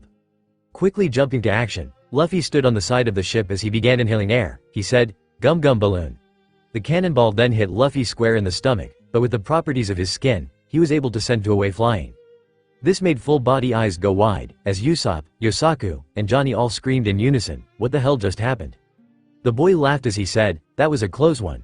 He then noticed that the cannonball was going to the Barati, and began to panic, but suddenly a row of arms erupted from the floating restaurant, making a huge net which caught the cannonball, before harmlessly throwing it back into the ocean. Full Body was then terrified as he ordered his men to quickly go to the restaurant not being used to devil fruit users. Luffy then jumped to the crow's nest as he hugged Robin, and began to kiss her, much to the girl's embarrassment as a public display of affection, as he said, You're a lifesaver, Robin." The girl then shyly hid her face as she said, "It's no problem." She then heard his stomach growling, as the boy sheepishly rubbed the back of his head. "Well, let's go to the restaurant, you big rubber bear." The crew then began approaching the Bharati, as they saw it come closer. Once they were beside it, they docked it beside it and entered the place. They then all saw in one corner Full Body having a date with a blonde-haired woman who was wearing a red dress, causing Robin to mutter something about how the Marines are corrupt except Garp. "Welcome there, ladies and crooks." A man with abnormally large forearms approached them, giving them the fakest smile anyone ever saw in their life. "Are you going to pay today, or are we going to have a problem?" Once Robin lifted the bag of gold he had, the man smiled even further as he said, "My name is Patty. Please follow through here to give you a seat for you to relax in." They were all seated at a huge table as the man that introduced himself as Patty informed them, "We'll send a waiter for you in a couple of moments. I hope you enjoy your time here at the Bharati." He finished as he went back to scowling as he walked into the kitchen yelling for someone. "Well, that was something," Usopp said, still confused by the entire encounter. "Yeah, you would think for a place that is so famous, they'd hire someone who at least knows how to smile and greet people properly," Nami complained. The man freaked her out at the entrance with the way he spoke. She felt as if she was being robbed for food, which is funny since she is a thief after all. Now, let's not all pass judgments. Let's give them a chance before saying if they're good or bad," Robin said, being the voice of reason. "Yeah, I want to taste their food. I'm hungry," Luffy said as he patted his stomach. The group of 5 then heard Full Body as he began gloating about what type of wine he was drinking, and he asked a man who thought was the waiter if he was right. The man was a male around Zoro's age, had blonde hair that covered one of his eyes, and a cigar in his mouth, was wearing a black suit, and holding 2 dishes of soup, as he said, "Not even close, sir. And by the way, I'm not a waiter. I'm actually the head chef here. I'm only doing this because we have no waiters." The blonde then set the 2 dishes of soup in front of Full Body and his date, the former being on the verge of a mental breakdown after hearing the laughter when the blonde corrected him. The blonde man then walked up to Luffy's group and said, "Hello, I'm head chef Sanji, but I'm going to be your waiter today. What do you wish to eat?" he said professionally. But when he laid eyes on Nami and Robin, he made a 180 turn as he began twirling around them with heart-shaped eyes, as he said, "Oh, majestic beauties, I'm your servant of love. Please tell me what and I shall serve you with my heart." Nami smirked at this, planning to milk the idiot for a free meal, while Robin giggled at the silly behavior, before looking at her boyfriend who was steaming in jealousy. The rubber boy then put his arm around Robin's waist as he said, "Bring me meat, and bring her sandwiches and a small lemon cake." Sanji didn't take too kindly for this as he asked with obvious annoyance, "How the hell died and made you her caretaker?" Luffy replied, "I'm her boyfriend, so I know what she likes and what she doesn't." Sanji stood there blinking for a little while, but everyone swore they heard something crashing inside his head. He then adjusted himself as he said, "You're her boyfriend?" He found it hard to believe that such a majestic beauty would go for this guy. Nami then said, "I know, right? I couldn't believe it myself either." The man after this slumped down as he began crying from sadness, making Robin feel uncomfortable. She then saw Patty walking, and asked him, "Is he alright? He seems out of it." The large-armed man looked at Sanji, before saying, "Meh. Don't worry, he's always like that. He'll come back up, and flirt with you when he gets this out of his system." Suddenly Sanji jumped and said to the girls, "What do you want, my beauties?" Patty then exclaimed as he walked away, "And he's back." Robin said, "As my boyfriend asked you?" The blonde blinked a little as he said, "Please can you repeat that because I didn't hear you?" Robin then said, "Can you please bring me some sandwiches with a small slice of lemon cake?" The man smiled at her as he said, "Your orders are my commands, my darling." He then went twirling to Nami, asking her, "What do you want, my beauty?" The girl then smiled deviously, as she leaned toward the perverted blonde, making sure to let him see her body as she said, "Well, I want some fruit salad, and please can I not pay because I don't have much money on me." This made Sanji's heart go to cloud 9 as he began twirling around Nami, saying, "No beauty will be forced to pay today. I live to serve beauties and made them feel special." He then looked at the males and made another 180 turns as he asked them in a serious voice once more, "What do you morons want to eat here?" This made Zoro sweat drop as he said under his breath, "Is this going on drugs or something? He has some serious mood swings every couple of minutes." But deep down, Zoro hoped that Luffy doesn't pick this man as the new cook because just looking at him made him feel angry. He imagined waking every to his face. It was annoying to see the least. Usopp then said, "You're being unfair. I demand you treat us fairly or else." Usopp then looked at Zoro saying, "Zoro will deal with you." This caused the man to say, "Deal with your own problems, Usopp. Don't drag me into it." The guys began ordering as Luffy requested meat. Zoro went with sushi and a huge bottle of sake and ordered some food for Yosaku and Johnny, who stayed on the ship to guard it. Usopp said he wanted some seafood. And with that Sanji went into the kitchen, leaving one heck of an impression on the crew. "So what do you think of him?" Zoro asked the rest of the crew as they still tried to process this one-of-a-kind of encounter. I like him. Nami simply replied. She liked men like Sanji who had good taste in women. You're only saying that because he was drooling all over you. The guy was practically worshipping you. Zoro said in annoyance since he didn't like the man's act one bit for multiple reasons. First, the orange head said regarding the drooling par. I can't help it if the guy has good taste in women, and that I'm one of a kind. The girl as she smiled brightly. She loved people like Sanji since they were suckers at her beck and call. Zoro then scoffed at her as Usopp said, I don't think he's really that bad. Just a little bit perverted, but that's nothing that the great Captain Usopp can't deal with. The boy said loudly, earning a couple of yells telling him to keep it down or else he will be kicked out of the restaurant. Robin then gave her opinion. I think he's nice and all, albeit a little to the perverted side, but nothing a little talk with him can't fix. She can still remember when both Ace and Luffy refused to learn at first before her mother eventually convinced them, or how she managed to talk her mother into allowing her to follow her dreams. Everyone then looked at Luffy, who was silent. He then said, let's see how the food tastes, and then I'll give my judgment. This caused everyone except Robin, who was laughing, to fall to the ground as they yelled in unison, are kidding us? No, I'm just angry, Luffy said, as suddenly Sanji appeared once more, but this time with 5 cups of water, 1 plate of fancy-looking cake, and a cup of fruits and nuts. He then gave each one of them a cup to drink from, while he went to Robin and Nami. He then proceeded to pamper the 2 girls, much to the first amusement and the second's happiness for having the man who's such a sucker. He then said as he gave Robin food, oh heavenly beauty, I don't wish to intrude on your holiness, but might you grace just with your name? Robin, who saw Luffy fuming a little, couldn't help but tease him even more. My name is Robin. She then looked at her boyfriend, who was angrily fumbling with his hat, as she internally laughed at his behavior. Oh, Robin, what a beautiful name for such a beautiful presence like yours. The man said as he twirled around her, causing Luffy to hug the girl and kiss her, which in his mind was the equivalent of him marking Robin as his own, and setting a territory much to the Ravenhead's delight. Sanji, who this an act of defiling a beautiful woman, then yelled, leave this lady alone, you damn brute. He was about to kick him when an arm bloomed on his leg, keeping it in place. He then looked at Robin, who said, I don't like the idea of you hitting my boyfriend. This made the poor man kneel down and cry in anguish. He then jumped up and went to the second lady in the group as he said, oh, great and majestic goddess, I'm humbled in serving you, but can you excuse my arrogance and tell me your name? Nami then smiled deviously as she said, my name is Nami, and could please feed me, I'm a little tired. The man, not wanting to miss an opportunity where he serves such a beautiful woman, then yelled, Nami Swan, I'm at your call. Your humble servant is here to give you what you need. He then twirled as his legs became like noodles to Nami, and began feeding her with a silly look in his eyes, earning both Usopp's and Zoro's anger. Hey, what about us 3? We're hungry too, you know. Don't get something like them? Usopp asked with an angry face. Sanji then looked at him with a serious face as he said, well, you got water, didn't you? So stop whining. He then looked in Robin's direction, who was sharing her cake with Luffy, so he yelled, hey, that's not for you. I gave it to her, you damn ape. Robin then said, is it alright that I feed him, Sanji? He is my boyfriend after all. I'm supposed to care for him. This statement made Sanji blank out a little before coming back, much to their amusement. He was about to say something when a loud voice from across the restaurant yelled, oi waiter, care to explain why there's a bug in my soup? Sanji then growled, as he usually dealt with rude customers but he smiled as he went to Full Body, who was waiting for him with a scowl on his face. Sanji then said in a forced calm voice, sir, for the last time, I'm not a waiter here, and second. He was then cut off by Full Body, who said, do you think I care what you are? I asked you a question. Why is there a bug in my soup? He then looked at him with a smug look, trying to embarrass Sanji, saying, I sure hope you have a good explanation. Sanji then looked at the bowl and saw that there was truly a fly in it, but that was no need for a fuss in his books, so he said, well sir, I'm not some kind of bug expert, but I think that the bug was attracted to trash like you.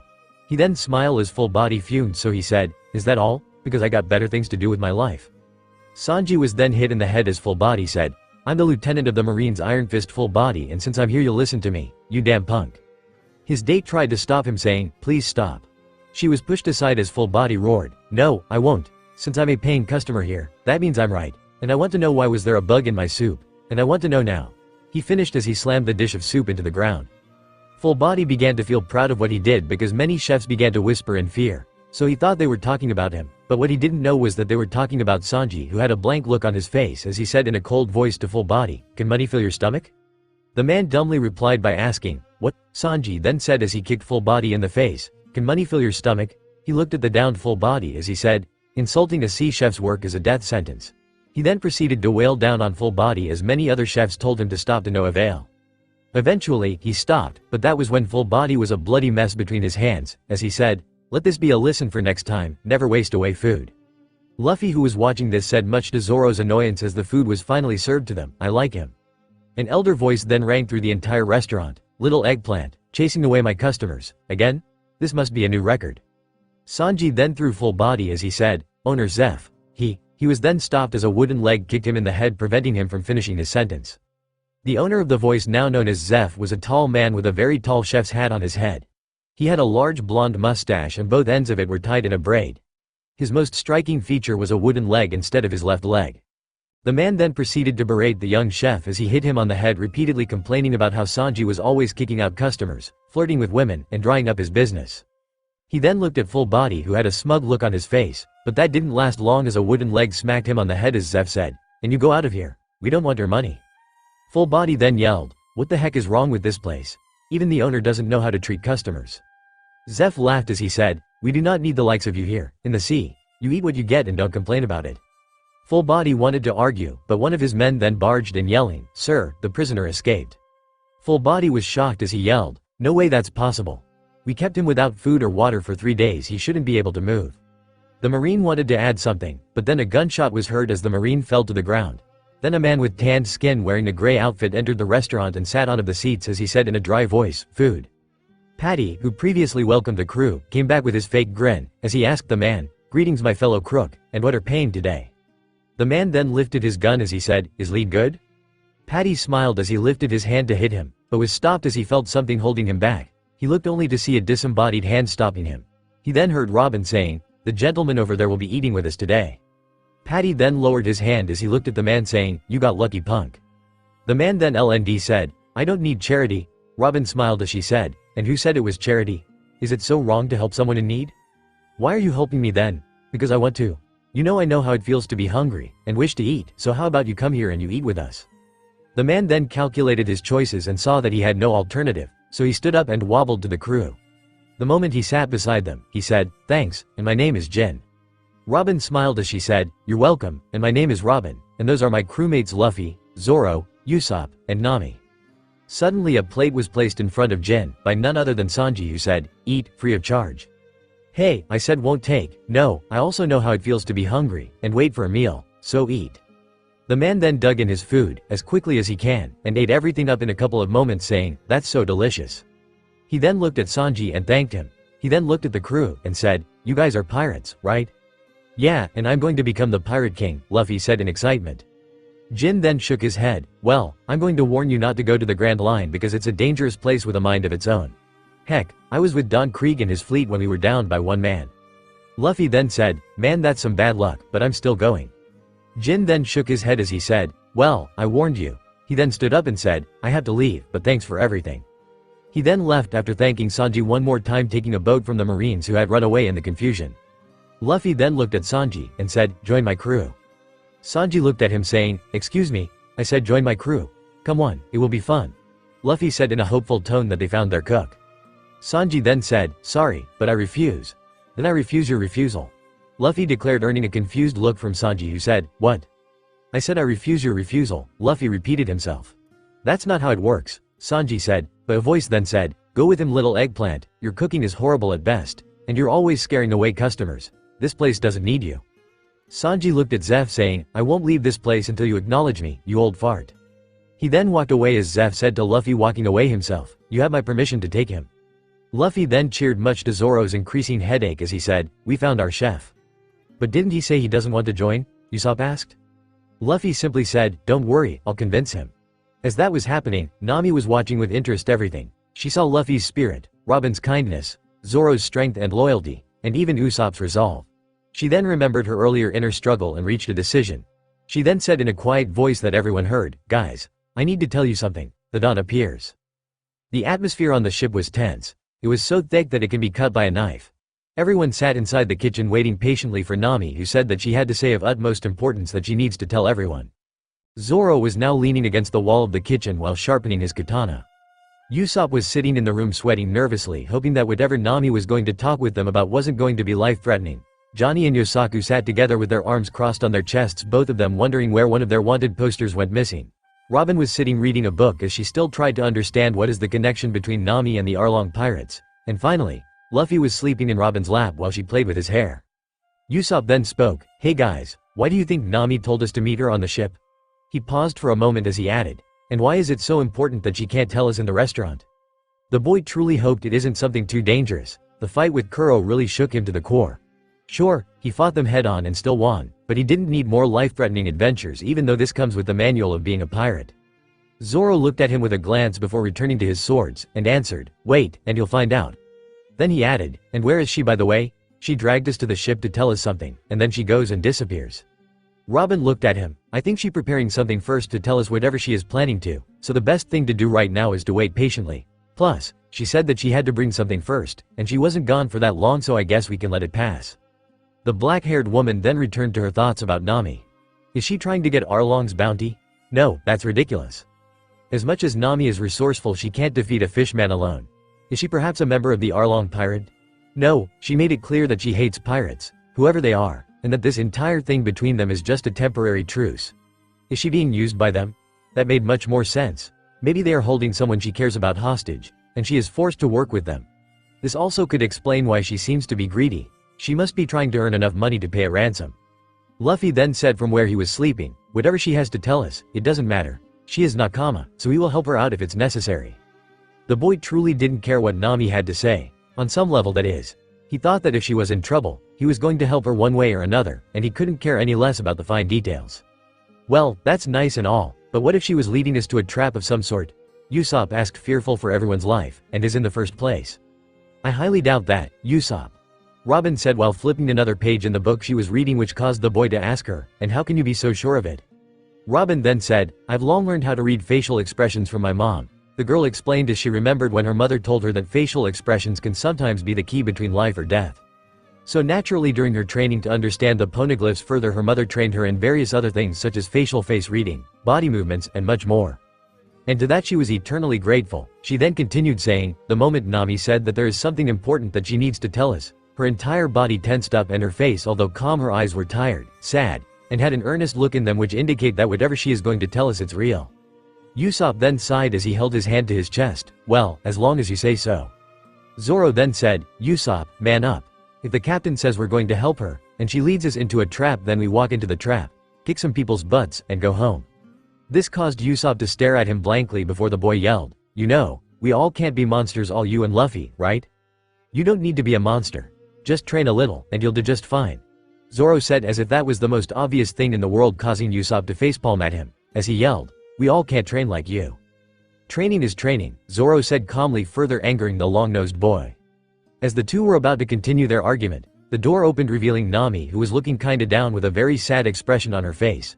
She calmly walked to the table. She then grabbed something from her pocket and slammed it into the table, shocking everyone around her, though it did help prove Robin's theory. The orange-haired girl then sighed heavily as she sat at the table. She then looked at the people and said, "I'm sorry for the sudden outburst, but I needed to get this out of my system, or else I was going to explode out of anger." Everyone looked at each other and shrugged as Johnny said, "No problem, big sis Nami. I mean, everyone needs to cool off every once in a while." The girl smiled at him, but then Zoro said, "So are you going to tell us why you brought us here, or are we going to stare at each other?" Nami looked at him as she sighed again. This time she said, "So there's no running away from this now, is there?" She herself at this point didn't know why she was telling them this, but the way the others acted around her made her feel welcomed. The way Robin told her how the rubber boy saved her home island gave her hope, and today, when they gave a complete stranger food for free without asking for anything in return, moved her. When was the last time she actually felt such kindness? When was the last time she was treated like a human? Maybe this is the reason that she's going to tell them about her eternal nightmare. "Come, and look at the paper," the girl said as she set a piece of paper forward for everyone to see, but this caused both Johnny and Yosaku to jump back in fear, as they said, "Don't tell me that you're going after him. You'll probably die." Nami shook her head gently as she said, "While there is some truth to the fact that I'm trying to kill him, that's not the complete story. There's an entirely different matter." Usopp's eyes then widened, and said, "If she's not trying to kill him, then she's with him, and she's trying to kill us. She wants to drag us to this monster for him to feast on our souls," Usopp said as he pointed his finger to the poster, which showed a strong fish-like humanoid with a long serrated nose like a saw shark, wearing a fluffy hat and a flower-patterned dress. Luffy then smacked Usopp on the head, saying, "She's Nakama. She won't betray us." This caused Nami to laugh a little, drawing everyone's attention as she said, "Nakama? Right." The girl then slumped forward as she said, "Luffy, do you remember the first we met when I told you that I hated pirates and that I despised them with every inch of my soul?" The boy nodded his head, remembering the girl's words. Nami then looked at him dead in the eyes as she said, "That day you changed my view of the world when you fought for people you barely knew. You, a pirate of all people, fought for their safety." She remembered Luffy's fight with Buggy the Clown and then added, "Then came up the whole thing with Usopp's village. Even though you had no gain from protecting Kaya and her village, you still did it anyway." She then looked him straight in the eye and said, "Tell me, why did you do all of this even though you were a pirate?" The boy looked at her and said, "Because that Buggy guy hurt the dog's treasure, so I had to fight for him, and Usopp's my friend, so I had to fight for Nakama." The girl stared at him and said, "What if I told you that I was never your Nakama? That I was only using to get something that I desire? That I was planning on stealing this ship when you were all at the restaurant?" Luffy looked at her and smiled. "I wouldn't worry about that, because I see that you don't mean it." The boy then began laughing with his signature laugh, she. Nami then slapped her hands on the table. "How can you simply trust me like? I'm someone who stole from people. I'm someone who threw many people to take my fall that may have led to their death, so how are you simply trusting me?" "That's because we're Nakama. I trust you," Luffy said with a smile. "But I'm someone who could be trusted.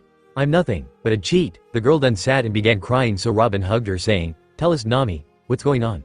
Tell us, so we can help you like we helped the others." The girl through her tears began to remove her shirt, causing some of the guys to gain a blush as Zoro yelled, "Woman, have some decency." When she was finished, Johnny and Yosaku yelled, "You're one of them." This confused the other guys, so they looked at Nami and were shocked by what they saw on her shoulder. It was a blue tattoo that had a head of a saw shark head. This caused Usopp to yell, "You're one of the Arlong's pirates?" Zoro was about to go to his swords, but saw Luffy was calm through this, so he simply laid back and said, "I presume there's a story as to why you joined them in the first place, and of course, it wasn't out of charity." "No, you can say I joined them for some kind of charity," Nami said as tears were still falling, shocking Zoro. Nami then wiped her tears as she said, "I think it's best that I explain for you why I joined them in the first time." The girl then went on telling them how her original country was ripped apart in a huge war. How a marine by a name Belmir adopted her and another young girl named Nokiji. How she took them to her hometown, the Komoni Islands. How she grew up with her, how she struggled feeding them but always treated them like her own children. How she had skill for drawing maps, how she wanted to draw a map of the world. How her skills impressed Belmir and she believed in her dreams. How one day she had a fight with her, how all hell broke loose on the same day when the Arlong pirates. How they demanded money to allow people to live. How the villagers tried to hide both her and her sister to avoid detection from Arlong due to their bad money situation. How they managed to find their house, how Arlong defeated Belmir when she tried to fight him. How they cried out for her, drawing attention to themselves, how Belmir traded her life for them. How she tried to kill Arlong the first time only for him to take notice of her drawing skills and make a deal with her that if she managed to get 100 million berries he will let her village go.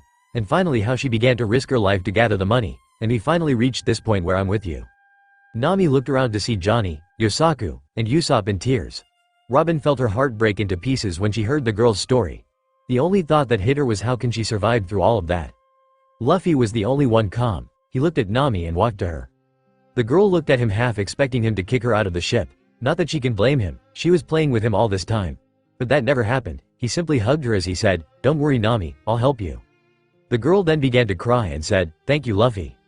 The boy then came out of the hug and told her, "Once we're done here, I promise I'll go and kick his butt for you." Luffy was externally calm, but on the inside he was angry. No one dared to make his Nakama cry and can get away with it. He couldn't wait till he face off with that Arlong guy and give him a piece of his mind for hurting his navigator. The girl's eyes shoot wide open. She came to terms that she needed help, but she didn't want that kind of help yet. Although she believed in Luffy's strength, she didn't want him and the others to die, so she quickly said, "No, wait. That's not the type of help I want." Everyone looked at her in confusion. If she didn't want them to fight, then what did she want them to do in the first place? The girl blushed a little as she said, "Please, I don't want violence, since the lives of the villagers I live with are on the line. So can you possibly, I don't know, lend me some of your money Luffy so I can finish the payment?" The rubber boy rubbed his forehead. He didn't have a problem giving Nami the rest of the money, but he looked at Nami and said, "Nami, I can help with the money, but are you sure he's going to honor his deal?" The boy scratched his head as he then added, "I mean, pirates aren't known for honoring their deals." Unlike what everyone thought, Luffy did know that most pirates cheat, steal, kill, and destroy any village they come to. When Shanks came to his village, he told him that not all pirates are him. He told that some pirates are only interested in ruining people's lives just for the fun of it.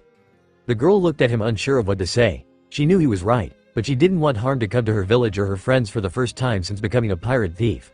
So she said with a bright expression, 100%, he is committed to our agreement since we made it, and hadn't done anything to prove otherwise. The boy then let out a sigh as he said, "Okay." Nami then began to smile brightly, but Zoro then said, Okay, but this doesn't solve another problem of ours. The girl looked at him in confusion as to what problem remains after this. Once she finishes paying Arlong, she is free to do whatever she wants, so in essence, there should be no problem. What happens if he didn't honor his deal? Zoro spoke with absolute certainty in his voice. I mean, we can't cross that from our calculations. He always can play chicken, and increase the terms or just make the money disappear altogether. He wasn't to throw this out of the window just because Nami said he is trustworthy. Pirates are S, and that's a fact. Luffy is an exception from that rule since he's already as weird as hell. The girl looked down, as she also always thought about what will happen if he betrayed their deal. It would practically ruin her life to no end. All of her hard work will be practically thrown down the drain with no one to console her, so she shook her head as she looked at the wayward swordsman saying, "There's no way he will. And let's leave that for another time." Zoro nodded his head, as he opened a memo inside it that said to prepare to fight Fishman later on. Nami then looked at Luffy and said, "So Luffy, will you give me enough money to finish the rest of the payment?" She looked at him with hope in her eyes that the torture would finally stop, that all her pain and hard work would pay off. The boy sighed as he said, "How much do you want, Nami?" The girl's expression brightened even further as she said, "You're the best, Luffy." She then proceeded to yank from her pocket a large piece of paper that had many calculations on it, as she began explaining, "Well, you see, on my last trip, I reduced the total down to 50 million berries, and now I have about 20 million of them, so I need about 30 million berries." She then made the paper disappear as it appeared saying, "So will you help?" The boy looked at Robin who nodded, so he said, "All right, the money's in my room. Feel free to take it."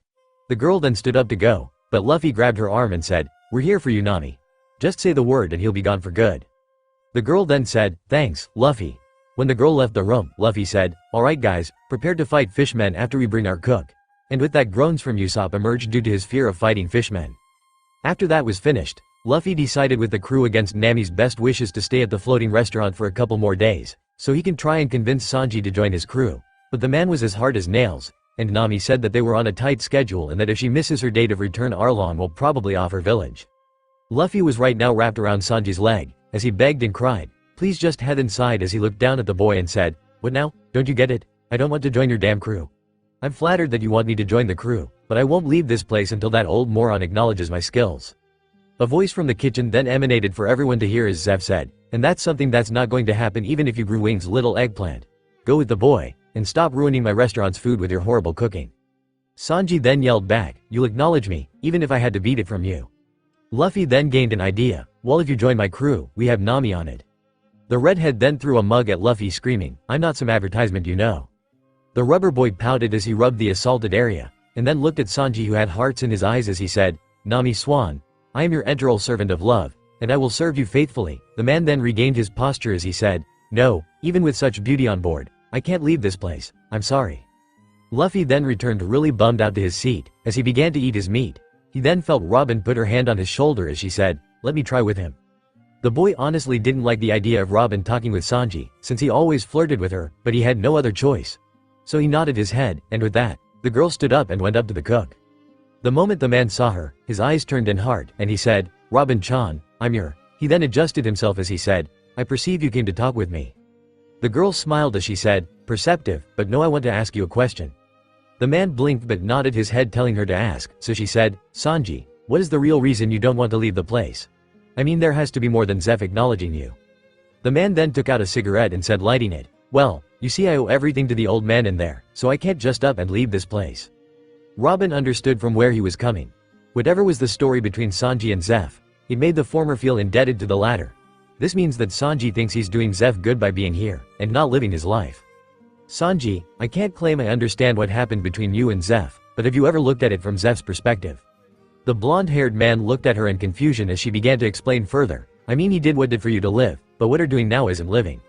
He only insults your cooking so you can go out to the world and see it for yourself." She then remembered Luffy's story with Shanks, and decided to tell it to him. "My boyfriend Luffy was once rescued by someone, and that person lost his arm, but when the time came for him to go, that person told him to live his dreams, and that's what Zeph precisely wants from you."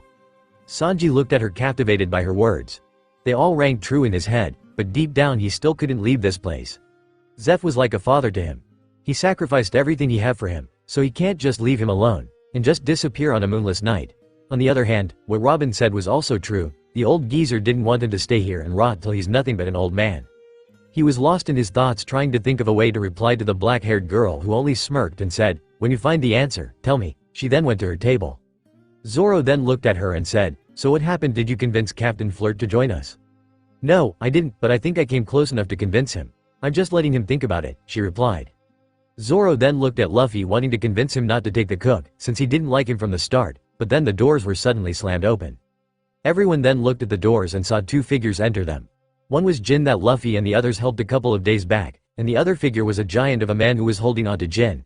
He was wearing a huge cloak on him, but his purple hair could be seen from under the cloak, as well as a cloth tied around his head. Jin then said frantically, "Here's the restaurant I told about, Captain. Here he can bring you food." The man then began to beg, "Please give me some food.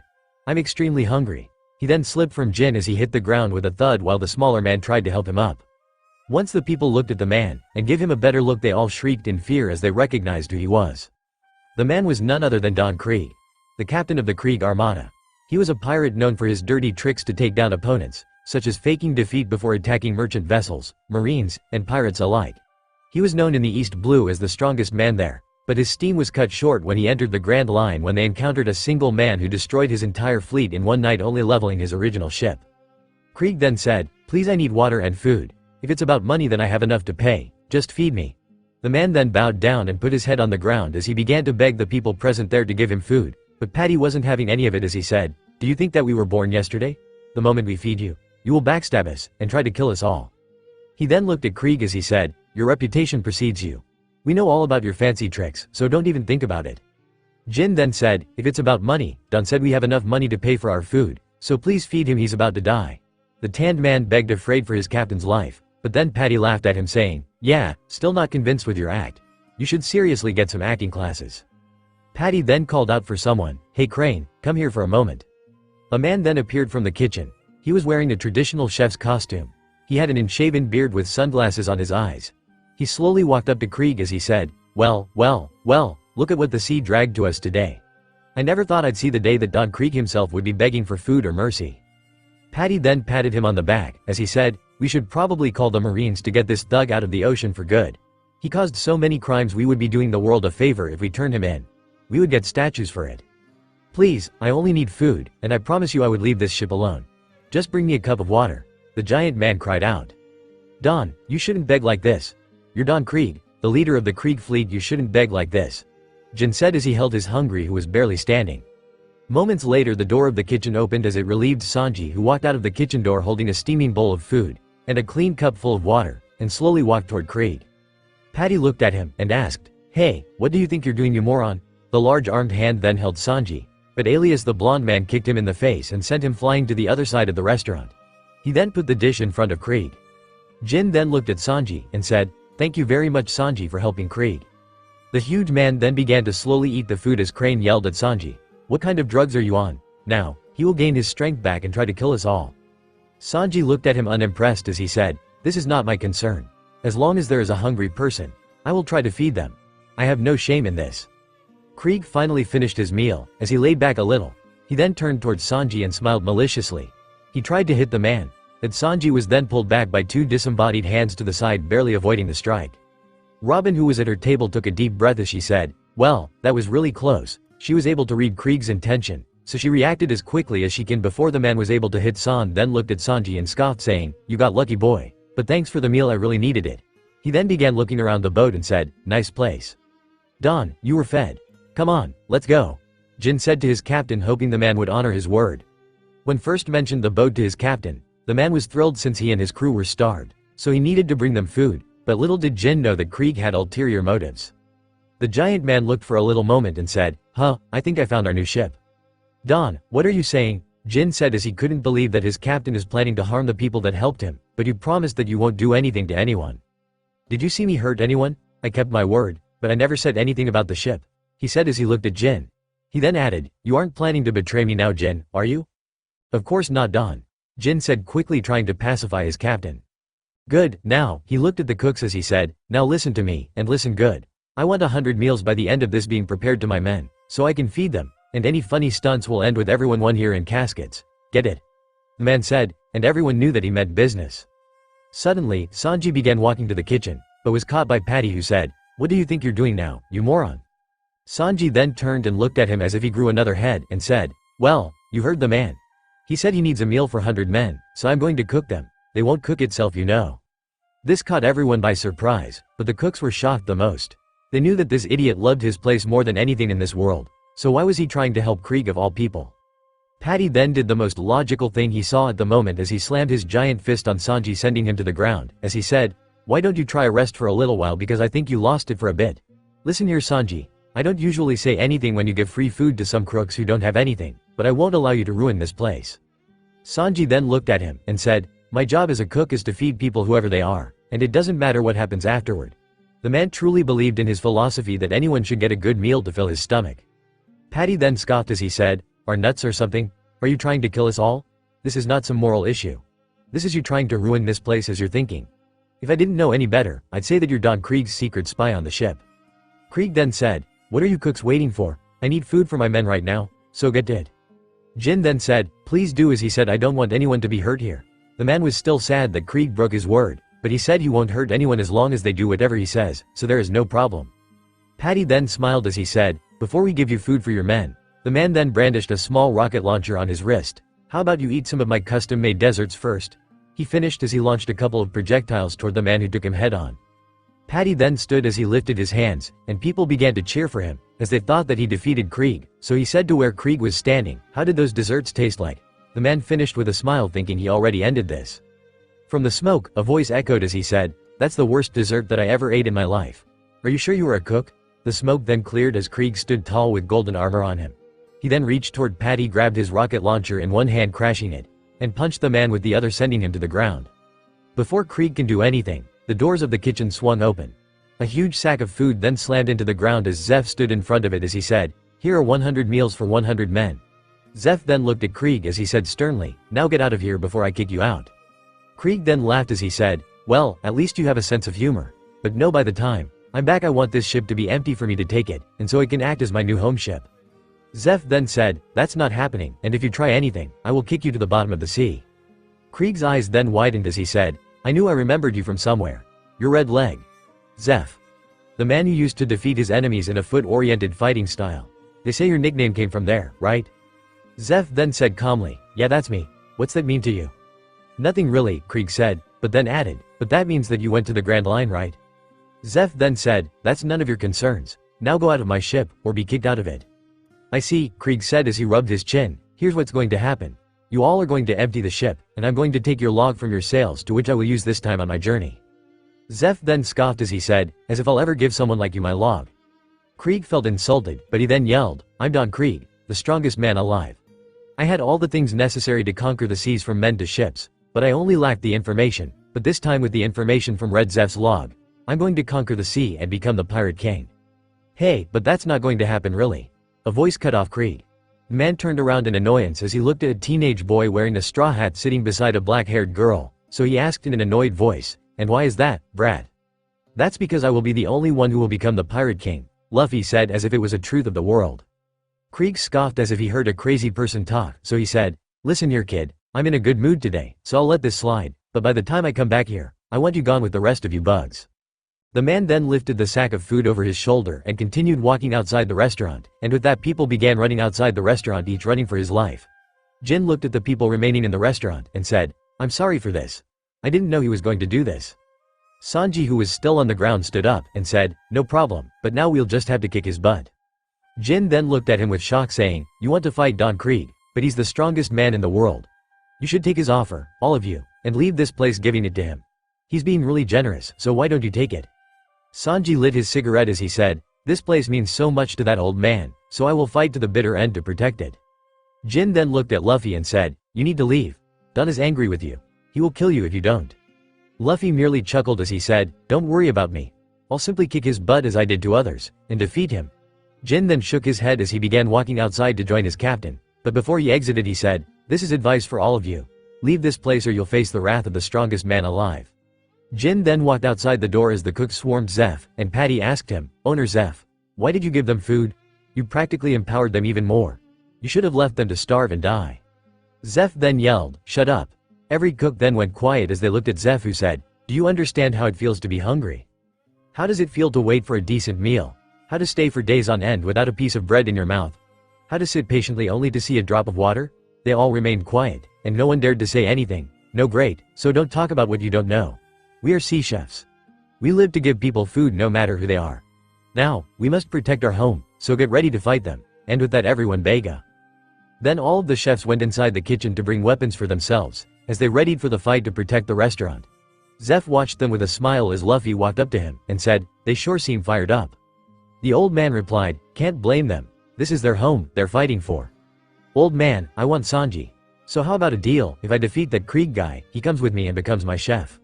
You can take him right now, I don't care as long as he stops scaring my customers away," Zeph said as he walked away from the boy, leaving a stunned Sanji with Luffy, who gave him a thumbs up as a sign of winning something, only for the blonde man to facepalm as to why this idiot doesn't get it that he doesn't want to go with him to the sea at all. Sanji then yelled at Zeph saying, "Hey, listen here you shitty old geezer, I made some old relic that you can throw away whenever you want, or you can make a deal to throw me away. I'm staying here whether you like it or not." He then walked away from both of them steaming. Nami then approached Luffy and said, "Luffy, what are we going to do? I have a date I can't miss anymore. Arlong might destroy my village on the head of its people." She then felt Luffy's hand on her shoulder as he said to her, "Then go." "What? You heard me." The boy answered, "Take the going merry, and go to your home island. I'll follow once I defeat Captain Trashcan, and get our cook. Then we can solve this whole Arlong thing, okay?" The girl nodded her head as Luffy then added, "But take Usopp, Yosaku, and Johnny with you just for safety, okay?" The girl once again nodded her head. She then walked with Luffy and the crew outside as Don Krieg's men were readying themselves for the fight. He then whispered into Nami's ear, "When the real chaos begins, you go into the ship and leave. Go tell Usopp about this." The girl nodded as she went to talk to Usopp. Don Krieg then said, "Last chance to empty the ship." Zeph then walked up to him and said, "Fat chance, I'll listen to someone who got destroyed in the gates of the Grand Line." This comment seemed to enrage Krieg, who yelled to his men to attack. The men then jumped at the ship, only for some of them to be smacked when its fins began to lift from the water. The fins were now placed horizontally on the side of the ship, as Zeph said, "I don't need the inside of my ship destroyed, so I installed these for troublesome people like you just in case. Leave before we force you to." Krieg only smiled further as he thought of all the uses for the ship. He can pretend to a floating restaurant only to catch his enemies off guard, and kill them all. Krieg's men then began to run on the fins, only to be intercepted by the cooks, who jumped into their way using whatever they got under their hands, from knives to pans to lathes. But who stood out was Sanji, who was Zeph's personal apprentice, so he lit a cigarette as he said, tapped his shoes, and began running. He then jumped into the air and he began kicking his enemies left and right, sending them overboard. The chefs looked at him and began to cheer as Sanji said, "Now that you're all fully fed and healthy, I can kick your butts no problem." He then kicked a pirate across the face, and sent him into the ocean as he said, "Never attack a sea chef's home, or you'll face the wrath of the sea gods." Meanwhile, Luffy was jumping up and down at Sanji's fighting, impressed by his skills, and so were Robin and Nami. Usopp was merely boasting about how his kicks cut through walls of steel, while Zoro scoffed, saying that his kicks are overrated, and a bad swordsman on his worst day can kick his butt. Krieg was furious with his men, seeing as they were being beaten left and right by nobody, so he yelled, "What's happening to you? They're only a couple of sea cooks. End them already." "Yes, Captain." The men replied in fear, as they continued their assault, but then something happened that shocked everyone. The remains of Krieg's original ship were then cut in half, and the man himself was in shock as he said, "I thought was left him in the Grand Line. He followed us all the way here. What does he want more with us?" More of Krieg's men began to yell in horror as a figure began to appear from the smoke and the fog. Luffy then leaned to Nami saying, "Go?" The girl nodded as she grabbed Usopp and booked it. The new arrival was a single man sitting on a boat that resembled a grave with candles on the side. He was wearing a purple suit with a necklace on his chest. On his head lay also a purple hat, and a very huge sword strapped to his back. Zoro smiled at the new arrival as he said, "It's him." The man then lifted his head as he opened his eyes, revealing a pair of hawk-like eyes. The greatest swordsman in the world, Dracula Mahawk.